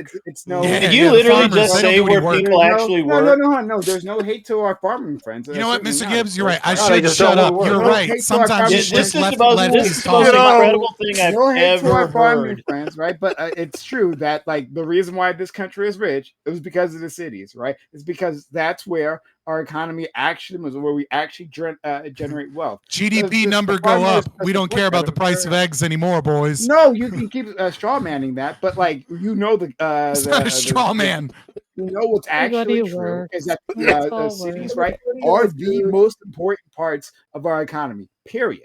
Honestly, I think if Yeah. New York City was wiped I'd off the send face straw of the man to planet, make the fun of world you would for be way using better. GDP as the end all be all. Okay, be metric. delusional. It's That's literally great. your argument. I'm just saying. What if you the can't world show were me made of why pudding? would it matter if you took New York City and it just disappeared? Goldman Sachs disappeared. Deloitte disappeared. That'd be a Why bad thing. would Come on. that That'd be matter to the awful. country? That would That'd be because bad. hold Maybe on, not. hold on. Yeah, It maybe would be not. bad. I can answer this question. I can actually answer this question. Counterpoint, all right? No, only this is- people in the cities work. Well, what if we got rid of the cities? It's like No, hold on. there's some truth in the middle here. I can answer. No. I can actually answer this question. It's really simple, right? The reason stocks and investing and hedge funds are so important to a productive economy is that they allow individuals that are able to see trends to be able to use investments for future production. And so the farmer, right? The farmer doesn't know how much of their own money to spend on seed or on a harvest, but then a hedge fund comes in and says, I'm willing to buy your corn at this price in the future because they are the ones following the corn market, et cetera. And that allows the farmer to be able to safely spend more money to produce more corn so that our economy can be more productive and the hedge fund makes a profit and the farmer makes profit because the farmer no longer has to leverage risk. Scott, They're I making understand why you multiple answered that bets. question that way because, like, Grid asked it in a weird way. He related the cities to the fucking hedge funds, right? Like when I was referring to But cities, that's like, part of the that's not productivity of cities talking about- is technology, it's investments, it's like capital, Yeah, like it's yes. all those other things. Hold on, but I wasn't equating it to that one aspect of our economy. Like, what difference does it make when I'm the not saying hedge you fund were, is, I was just answering his question. I know. So there's not a response to you. I'm just saying it's a weird way to phrase that question to Grid. Instead, I'm there are so many other Yeah, please. dynamic. I can't wait to hear your answer. All right, to the original dub question, yeah, you would go into a deep depression if all of a sudden New York disappears, right? Like the amount of wealth. The New York Stock Exchange is there. Yes, right. exactly. Yeah, That. but hold on. But all of that information is worldwide now. Hold on. I can prove to you that this doesn't matter. I can prove it. Because when COVID, New York City shut down and everyone fled, and the world did not end. Everyone fled. Because we have computers, like you just said. Right? I happen to know people that work in New York that just simply work elsewhere. They just simply work elsewhere. We just worked while they ran away. Like, nukes are coming in and erasing New York City, right? That was the same thing. That's how they are able to restart. How much wealth right fled after New York City during that? A closer analogy is the one time we got part of what Grid wants, and that was on 9/11. I'm sure Grid celebrated on 9/11. Jesus Christ. I didn't celebrate. Yeah, people was running in. I'm just asking a simple question as to why you says never forget with a big smile. Phrased is that all of the U.S. is based in these cities, all of the wealth, and that's just simply not true. Now, as Scott said, absolutely, there are brokers out there who invest in all the wealth. various terms of economy. I disagree with that. There are absolutely ways that that benefit farmers and ranchers. But if the farm fails, right? If the crop doesn't come in, the hedge fund takes a loss, and hopefully it's invested and has enough wealth to cover that loss, and the farmer continues on. But sometimes it doesn't happen that way, and the farms get sold and go out of business, and then we have the effect on the entire country is larger than if money simply is changes hands from one person to we get a another. lot more from cities Well, than most of just them are owned money, by right? conglomerates anyways. It's so, Yeah, it's the so small weird. It's a farmers, symbiotic. It's a thing of the symbiotic past. relationship that isn't It is a adequately symbiotic measured in GDP. relationship. It's a nice not idea, like mostly when the just left just talks corporations. when the Say, left hold on, just talks about that's why I say that- GDP as a hold on, measure I'm of not like just- cities being more productive. It's like government It's not. jobs are counted in Yeah. GDP, right? And all Yeah, the government hold jobs on, are in hold on. cities. I'm Like not it doesn't reducing this to just necessarily GDP. mean. Hold on. You did that, not me. I didn't just reduce this to GDP, right? I said it's the engine of our economy. That was something you brought up. And it simply is, right? It simply is the case that it is. But No. So that is our doesn't food. mean that So doesn't is mean, farmland. hold on. Oh my God, let me finish, Scott. We've all heard your voice. We got it, right?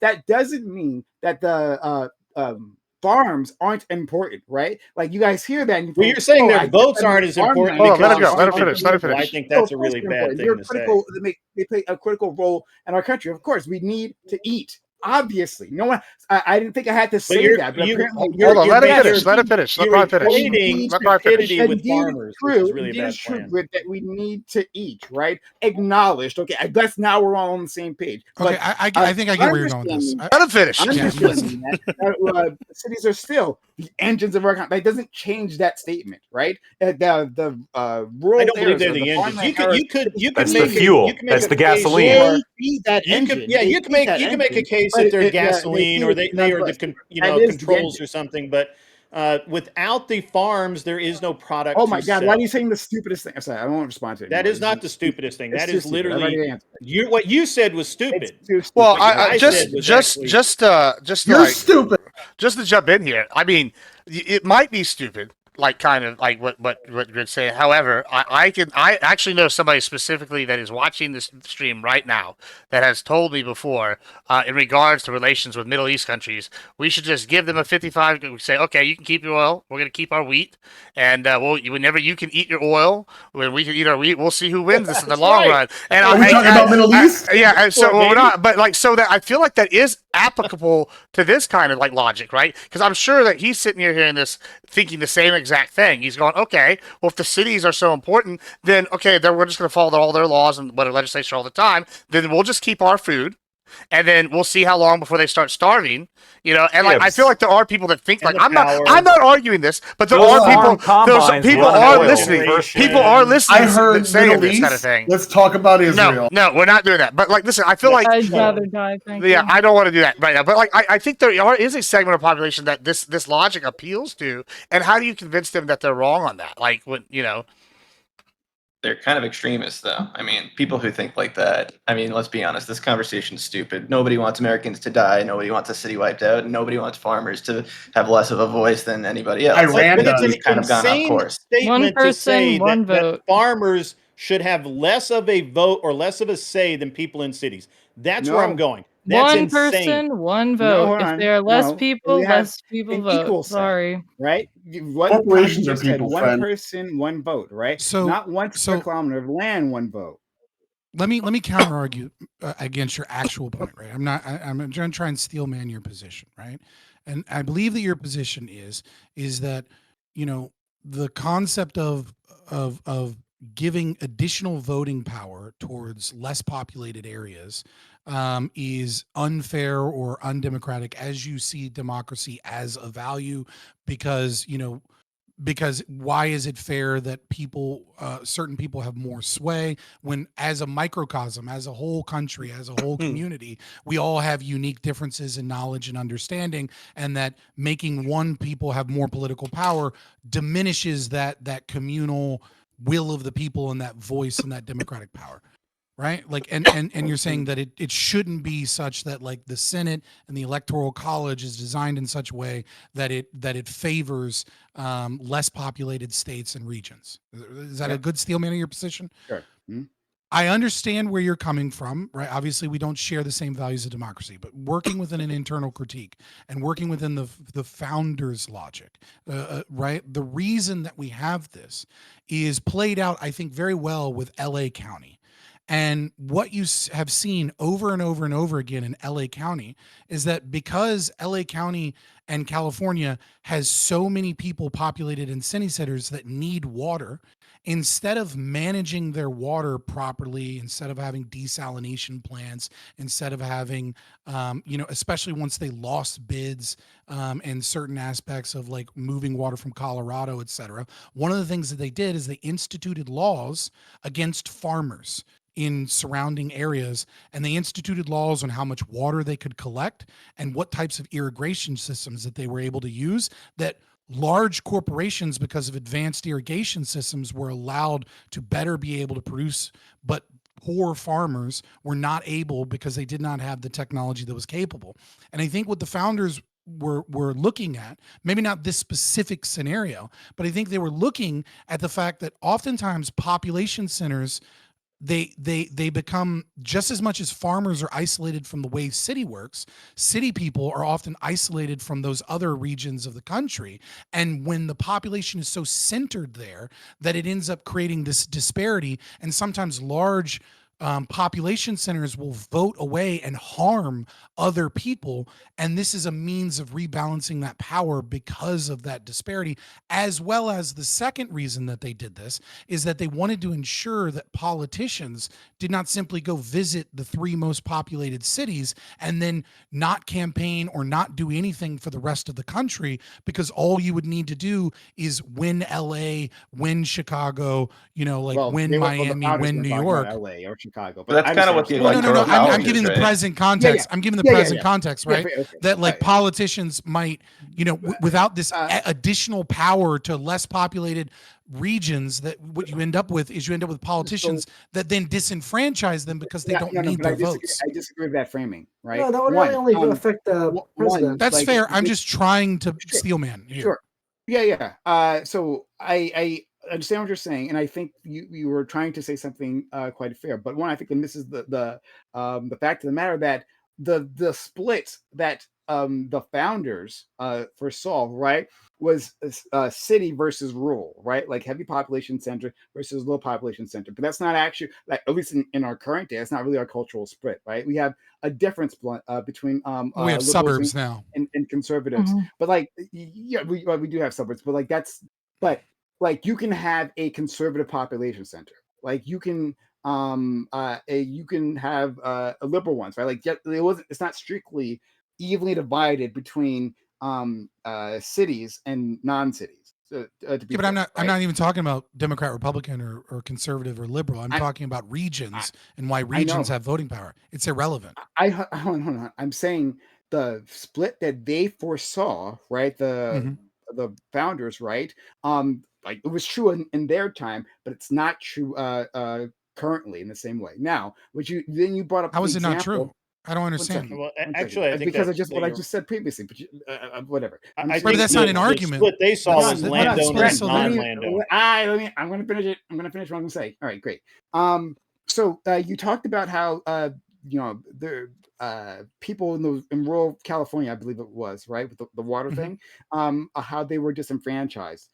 I think that's valid, right? Like we want these people to be heard, but as you've already stated very clearly, which I do agree, right? Democracy doesn't necessarily enfranchise everyone, right? Someone gets screwed. There's over always a loser in democracy. There's always democracy a loser is conflict inducing. Right? Yeah. It's a violent system of oppression. Not that I want. To be clear, I don't necessarily want rural individuals or people who run farms to be losers. My point is that any benefits we get from the system are far outweigh from the negatives, where we can't actually address the issues that affect the most people and have the biggest impact to our population because of the electoral college, because of the Senate holding all these things back, right? And furthermore, the last point is that, obviously, and I think you might agree with this as well, is that the founders didn't give a fuck about fairness, right? Like they had a skepticism toward democracy, maybe equal to yours, or maybe more or less so. Right? But they had a less so. But they have a skepticism towards democracy, right? That's why electoral college, right? Like are worried about the passion of the masses, right? We want to contain that. Also, you got to be white, have to be landed. Like they don't give a fuck about fairness. So once we understand that, and if it's a value within our current society that we do want to be fair, the fairest thing is one person, one vote. Done. But yeah, they didn't. actually, they they didn't didn't intend particularly one care person, about one vote. fairness Also or states. well, yeah. Well, They- I mean, like it was never about fairness. It was about governance that was liberty maximizing, right? Like I understand that Democrats and most Republicans no longer have any sense of patriotism or belief in kind of the vision of America, right? But that's what it was. It wasn't about fairness. It was about what can we do to protect people's rights to the maximum did that degree liberty and still protect maximize? this nation. I don't know Because how does this liberty maximize? Could you explain? for the very reason that I explained, right, which is that you didn't want population centers that would be able to outvote separate cultures or communities that had less voting power, so they tried to figure out a way to rebalance that with the electoral college That's system. why you had to And be that's a also landowner. why Sure. and that's No, also they just- why and that's also why we didn't have direct But election of how do senators, you but judge senators more were meant to be liberty, though? appointed by the state. But Scott, how do you judge more liberty? If it's the case, right? And we're gonna like simplify our our current Yeah. conflict, right? If it's the case that there is a small group of people keeping denying the will of a large group of people, right? Like my expression of liberty is that I want these sets of rights, right? I want these I sets of agree. benefits, I whatever, totally right? agree with you. Right? It's a Yeah. contradiction. Yeah, So so, is yeah, your belief, but they're both but contradictions. I never said that like mine was liberty maximizing. You specifically say this maximizes liberty, but if less people get to express their liberty, right? Their liberty to express. I'm not then saying. I don't Hold know on, how that's pause. maximizing. I'm not saying that it does maximize liberty. What I'm saying is that the intention was to maximize liberty. So Okay. they're trying to find potential pitfalls where what they're trying to avoid is 51% of the population being able to impose their will on 49% of the population. And so they're recognizing that rural communities or smaller states and things of that nature should not be disenfranchised by large population centers. But at the same time, they're also recognizing that large population centers have more people in them. And so they're trying to balance that power. Their belief system was of checks and balances. Their belief system was like, look, what we're going to do is we're going to take all of the forms of government and we're going to try and balance all of them. So we're going to have a presidency that is very similar to a monarchy. We're going to have a Senate that represents the elite class. We're going to have a House of Representatives that represents the direct will of the people, and then we're going to have a judicial branch of elites that are going to try and keep us within the framing of this document. And all of these things are going to be checks and balances, so that no one aspect of this country's government gets too powerful and starts to impose things that disenfranchise other people. That's their. Well, hold on. concept at the time. There's another thing that you have to factor in here. I think, like just for this though, that is unrelated to the liberty maxing, and I think it has to do with what y'all were kind of talking about earlier, and which was how America's more like a body, right? Prime mentioned that the cities are the engine, while like somebody else mentioned the agriculture is like whatever, right? Like they form different roles, right? And I think this is kind of why I was bringing up the geography thing earlier, and I wanted to see where y'all were going with it. But y'all really haven't touched on this, and it's the like kind of I don't know if utilitarian is the right word, but the idea that there's going to be areas that shouldn't be governed by other areas just due to geography, right? Like you wouldn't want the city where they don't understand the needs out here deciding the needs for the people that are going to produce the food or the raw materials that are going to go into the city. You want the people that are the experts in that, the people that do this for have done this for generations to do that. You want them to those people to kind of be that. And then when you get to the city, you also don't want these people out in the ag world who don't understand. And there's going to be times where there's a clash, right? And that's not necessarily a bad thing. Then you find a compromise. But I think that was the original intent, because you have to remember the Constitution comes after the Articles of Confederation, right? They've already dealt with some of these kind of things and seen what didn't work, and I think this is kind of a natural evolution. And I don't think it's Maryland almost went to a currency war, right? So whenever y'all are talking about liberty max, yeah, I think that is a role in this. I think that's part of the checks and balances. But I also think there's the actual functioning aspect of running a country as a whole, where you're individual parts working together, as opposed to I think there's different one last states. thing. Yeah, I mean Madison. Yeah, go ahead. Then we'll go. Yeah, you go ahead, Prime. They'll go great. Yeah, just very quick. Yeah, something also to remember is that when the Constitution was written, our population distribution was completely different, right? There was a lot more people in those rural areas being farmers, right? Like so much more of our population were farm workers, right? This was more even split. I'm curious, right? If the the founders were working with our current split, right? Something that looks more like today, that they would have thought the same thing, right? Because Probably like not. No. just like our They friend certainly wouldn't have Gibb, been a one-to-one democracy, people though. But yeah, when let's when try to finish. friend We're gonna Gibbs- grid. yeah, Go ahead. almost done. Very quickly. Like what our friend Gibbs talked about, right? Like he said he showed the DFW map, right? Dallas Fort Worth map, and then he's like, well, like this out in terms of population, this outranks 30 other states, right? Like just like in and of itself. And so when we're dealing with such an extreme imbalance, right? I feel like we would like if we're working on a new system created today, there's no way you would design it this way. For It's sure. something to keep in mind. They tar and feather and kill all of you because they did that for people that were doing 3% tax. Let's go to grid. Yeah. They'd call you all. They'd be with me. Grid the 100%. They'd be grabbing the guns to make Oh, yeah, sure go all ahead, the Grid. politicians were dead. Well, it's a really interesting Sorry, thing. Castle, did you have your hand too? I'm because sorry. we seem to keep- We'll go to you after that. Yeah. Sorry, Castle. Go ahead.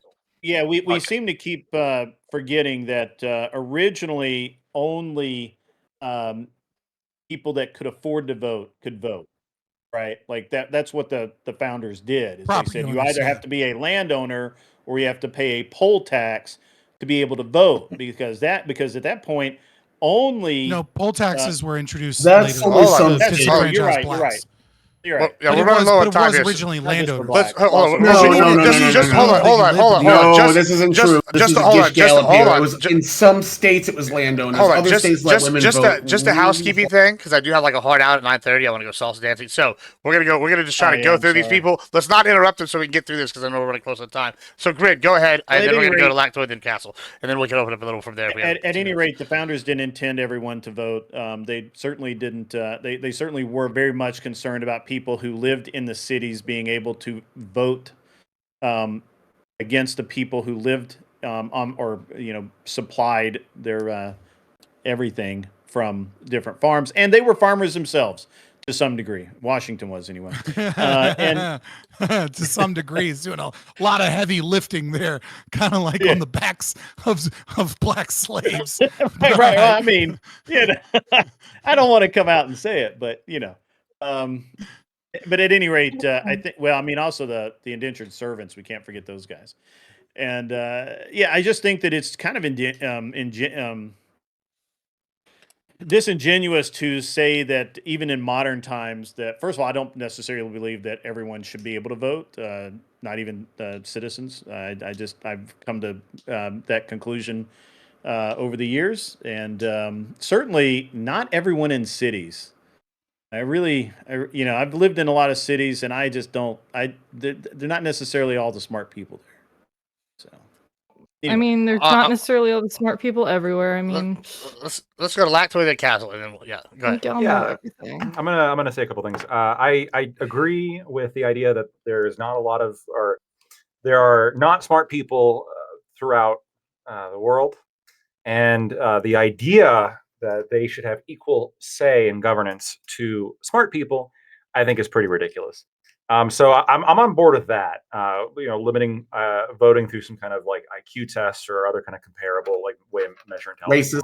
I'm okay with that. In fact, poll exams have been actually have gone to the Supreme Court and they have not been struck down as unconstitutional. How about literacy tests? They have not been struck down. They have not been struck down. Now it's been a while. 3 branches of government, so I don't know. I will Texas say has an opportunity to do the funniest thing right now. It's been a long time since that Supreme Court case went through the last one. It's been a long time, but as of the last one, you could have some kind of intelligence test. So I'm okay with that. I am a lot more skeptical actually of restrictions when it comes to like isolated cultural groups. Or entire demographics of people. I think as America, we should probably be skeptical of that, given that one of our concerns that we had in forming this country was we don't get a say in the parliament. So that's kind of bullshit. So we should be able to leave.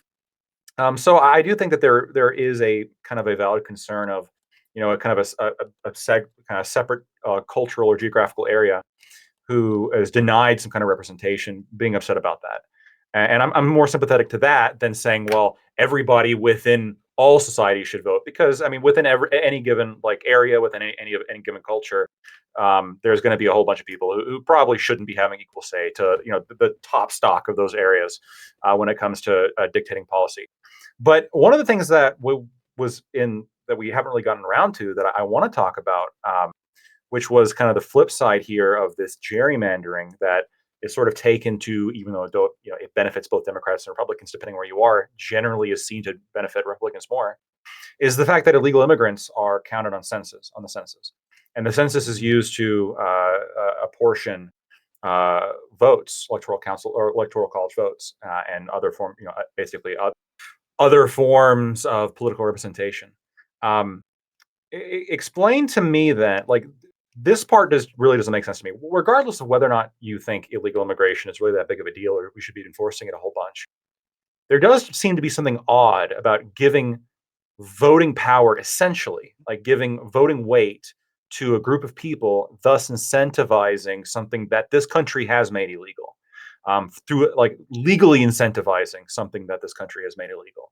Why should it be the case that you're incentivized by bringing in as many illegal immigrants as possible? So just I'll answer this very quickly because I know Gibbs has got to leave, right? Lactoid. I think it's also just as weird to give weight to land, right? Like that's a weird thing that we do within our country, but we give weight to land, right? I'd rather just said I was skeptical of that than anything else. And then secondly, right, is that, well, the reason why this wasn't an answered question within our constitution is because we didn't have the idea of illegal immigration at that point in time, right? Like this is a brand new concept within our history, right? And so, like, yeah, I'll just go leave it there. Well, Prime, that's not very convincing because you're sort of appealing to what is as opposed to the normative claim, right? Because we also allowed redistricting, like gerrymandering right now, but I'm guessing you're against it because you say, despite the fact that I'm not so sure that I am against it anymore. I've heard actually now you're in favor of it. Let's go to Castle. He's been waiting here. Go ahead. Yeah, go ahead.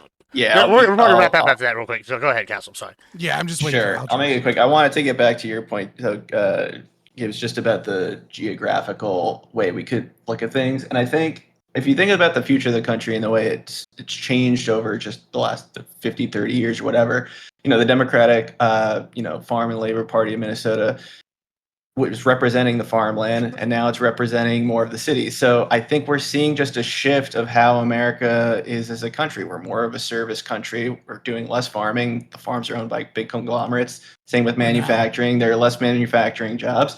So more of this country is going to be represented by a service economy. More of those people are going to be moving in the city. So I think as the years go on, you're going to have a dwindling and shifting population in these rural counties that are actually going to be represented by farming or agriculture, and it's going to shift. And I think that's why you have to kind of have it more of a representative democracy based on population, which is what I think Prime is kind of alluding to a little bit. So over the future of this country, we're just going to see less and less farming, a lot of more free trade with countries that do this at a much cheaper rate, which we've done before. And that's kind of the way that the economy is going to keep pushing up and moving up. If you want a more populist kind of government, which is what I think Trump is kind of trying to do, and trying to rebound the labor market that way through tariffs and whatnot. You can try that out. I think we've seen other countries do that, and it doesn't work out so great in the long term. But that's really the only other way you can kind of get around the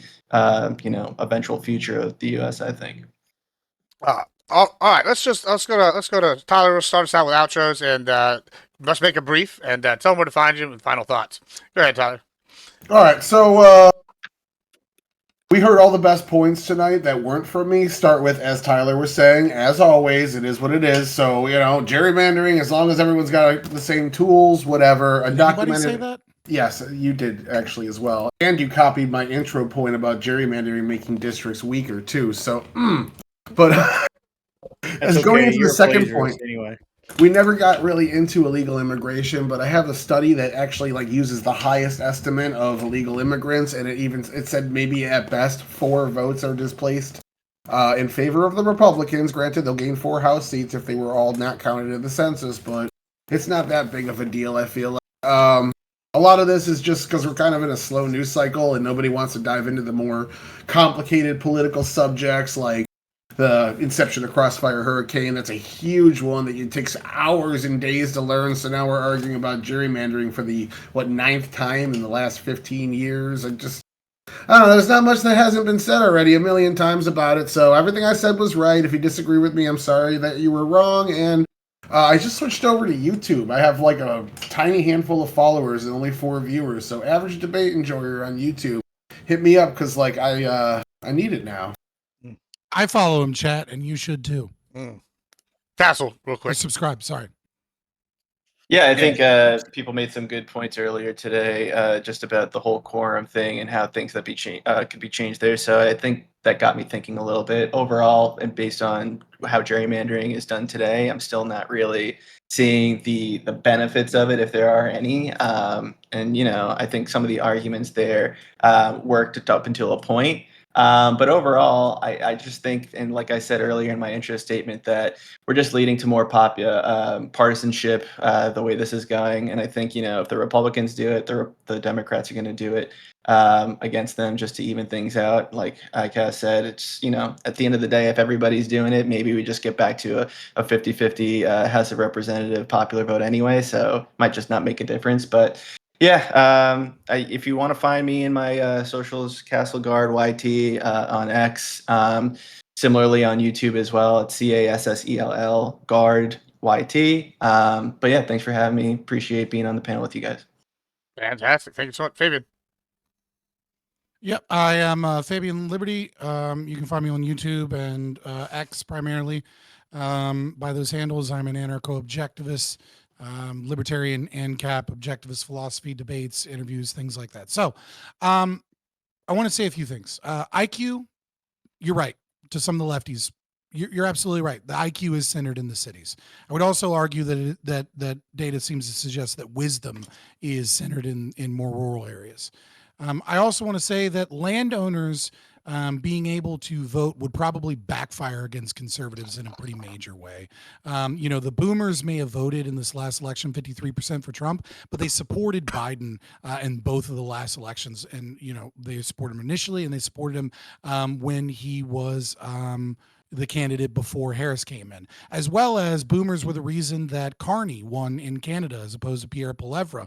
It's Gen Z, it's the non-landowners that have been fucked over by the boomers and their policies to try and fuck over the housing market and center all of their wealth on them that have been shifting towards the Democrats, because the Democrat policies are designed to maintain the wealth in the corporate elite and to fuck over the small working man. As far as like this concept of like, well, we're seeing less farming, so maybe the rural area is less important.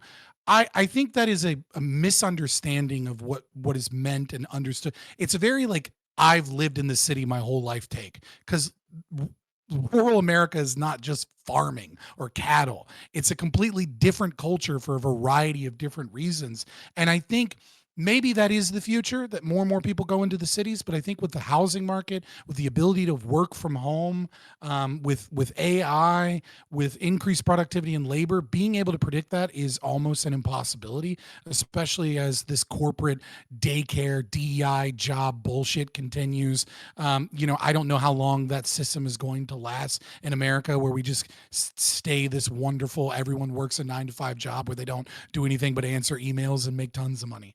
For the illegal immigrants, maybe we can talk about this some other time, Gibbs, or something. I'd be interested to talk with you about it, because we didn't get really into it. I'll just say this. Illegal immigrants are counted on the census, and that absolutely adds towards sanctuary cities and Democrat, strongholds, and gives them more representation in our government that are non-citizens, so that they can get more funding and money, but primarily so they can get more votes. And I worked on the census as a field supervisor for the state of Virginia, northern Tennessee, and most of Appalachia and West Virginia, with the exception of like Nova and Newport News area. I was a quality control census field supervisor, so that was kind of my region. And then I also worked on the post-enumeration survey under Biden. And I will say this: when Biden came in, there was a lot of shifty things that happened. They took away our computers. They made us do all our paper. They made us do everything by hand and paperwork and use FedEx so that we could mail things. They did everything they could to ensure that illegal immigrants that don't exist were counted on the census, so that they could go to apartment complexes and then just get numbers of how many apartments there were and then count all of those apartments as filled in the cities so that we could count more numbers in Democrat controlled areas. And they did everything they could to stop quality control from being able to function and be able to find out just how much fraud is in the census. So you say it's only 4 seats. But I say, from my own experience, having worked on the field, that we don't know how many seats it might actually be, and that there's a lot of fraud in that system. And it's almost certainly maybe 5 or 6 seats. And if it's 6 seats, well, that's more than the entire redistricting problem in Texas, isn't it? All right, Premier Katya. Yeah, so if you have any more sources for that beyond your personal experience, that'd be cool, considering, if there were shifty changes back and forth in computers and this and that, there's clearly going to be, more records, more sources, more people talking about this. So if that exists, I'd like to take a look at that. Sure. Other than that, I don't know. Sure. Other than that, I'm Premier Katya on X, and also you could just find me around in the politics space on Discord. Yep. Have a great rest of y'all's day. All right, thank you so much. Lactoid. Lactoid, you can find me at Lactoid TV on Twitch, Twitter, and YouTube. Thanks. Fantastic. Hi, Cal. Okay, so I think we can go past a lot of the theoretical points that are being made right now and just say, hey, let Texas do what it's going to do. Those lawmakers are coming back home anyway. Let California do what it's going to do. I just posted an analysis that shows that the map that they're looking at now could flip up to 11 seats in California, actually. And it really only needs to do 5 in order to balance out Texas.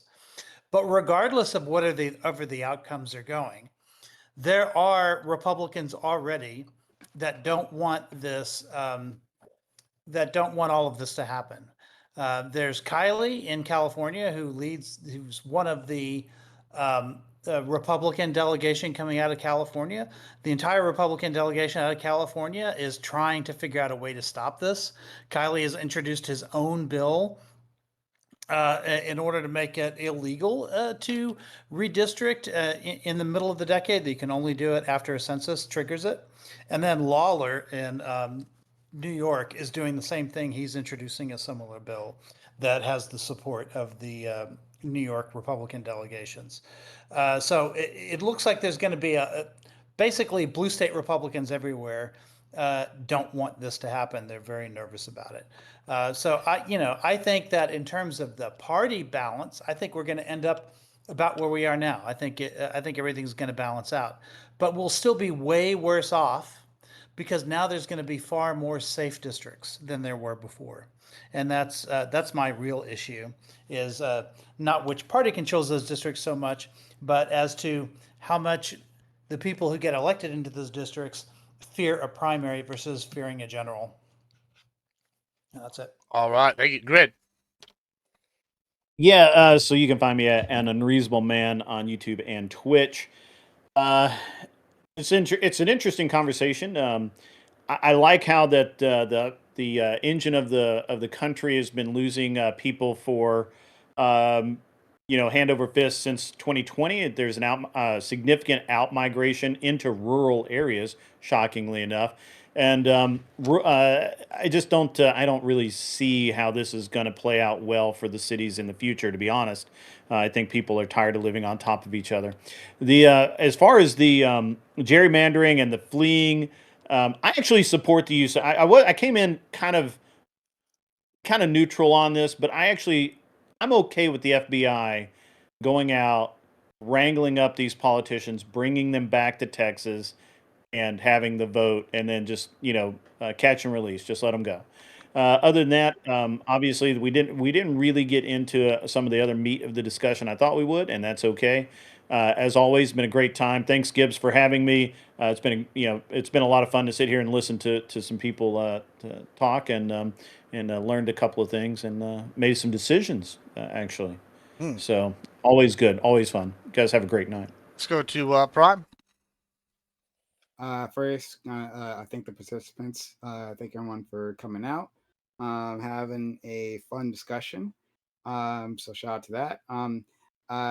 Shout out to people I know, and hello to those I don't know. I hope you guys. Glad to meet you, basically. And I think it's very lucky that Gibbs invited me because I'm the only one with the tenacity to deal with Scott's overbearing rhetorical strategies. Right, like I don't know how we have a conversation here if it's not me like actively countering Scott every chance that I get.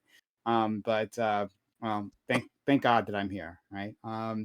And lastly, just name one fallacy I did, buddy. No, you didn't. No, you didn't do any fallacies, though. I'm just saying that like you take control of the conversations, and I can deal with you.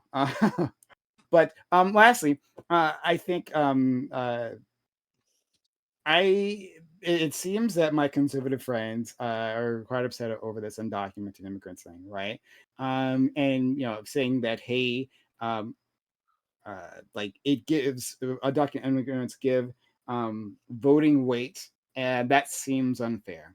Okay, I can agree, especially since undocumented immigrants aren't contributing, right? I think they should be just become documented to solve that. But let's say we didn't want to do that, right? I know you guys don't want to do that. Well, the other way, I think we can come to a compromise, right?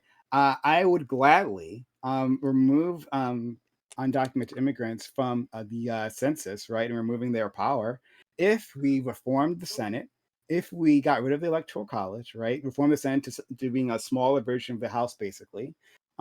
If we did something like that, that would be awfully fair, I think.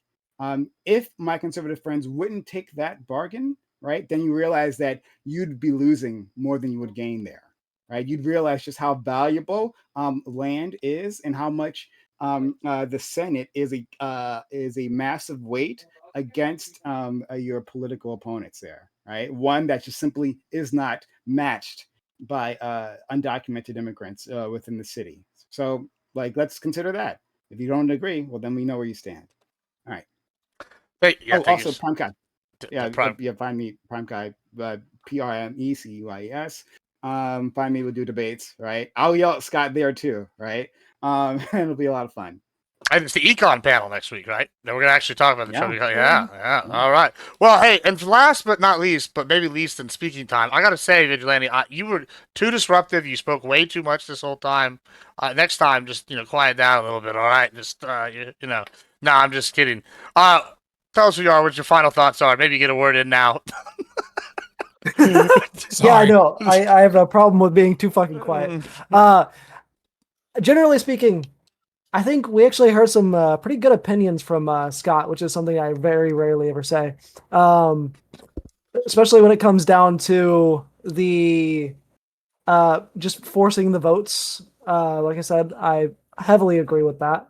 I also think Lactoid hit on something that would probably be a good idea that I don't necessarily think would go in the way that he thinks it would. I think we should probably use the citizenship test as your proposed test to be able to vote. I just don't think that would go the way that you think it would. On the illegal immigration or illegal immigrants being able to be counted for votes, I generally don't think we should. It's the same reason we really shouldn't have fucking counted slaves for voting power in the past. It's if they can't vote, they shouldn't be counted. And you can find me at the Vigilante TV on Twitch, Twitter, and YouTube. All right. Thank y'all so much. It's been a great panel. I'm going to go ahead and raid Grid here so that maybe we can try to get him affiliated. He's on the hunt for affiliate. So help him out, guys. That. Yeah, we'll get him there. Nice. So check it out. Let's get him monetized everywhere because that way we can all make more money and we're all capitalists. All right. But thank y'all so much, guys. It's been great. Capitalist. We'll see y'all soon. Filthy capitalist. I'll hit y'all about next week and stuff. Thank y'all. Have a good one. All right.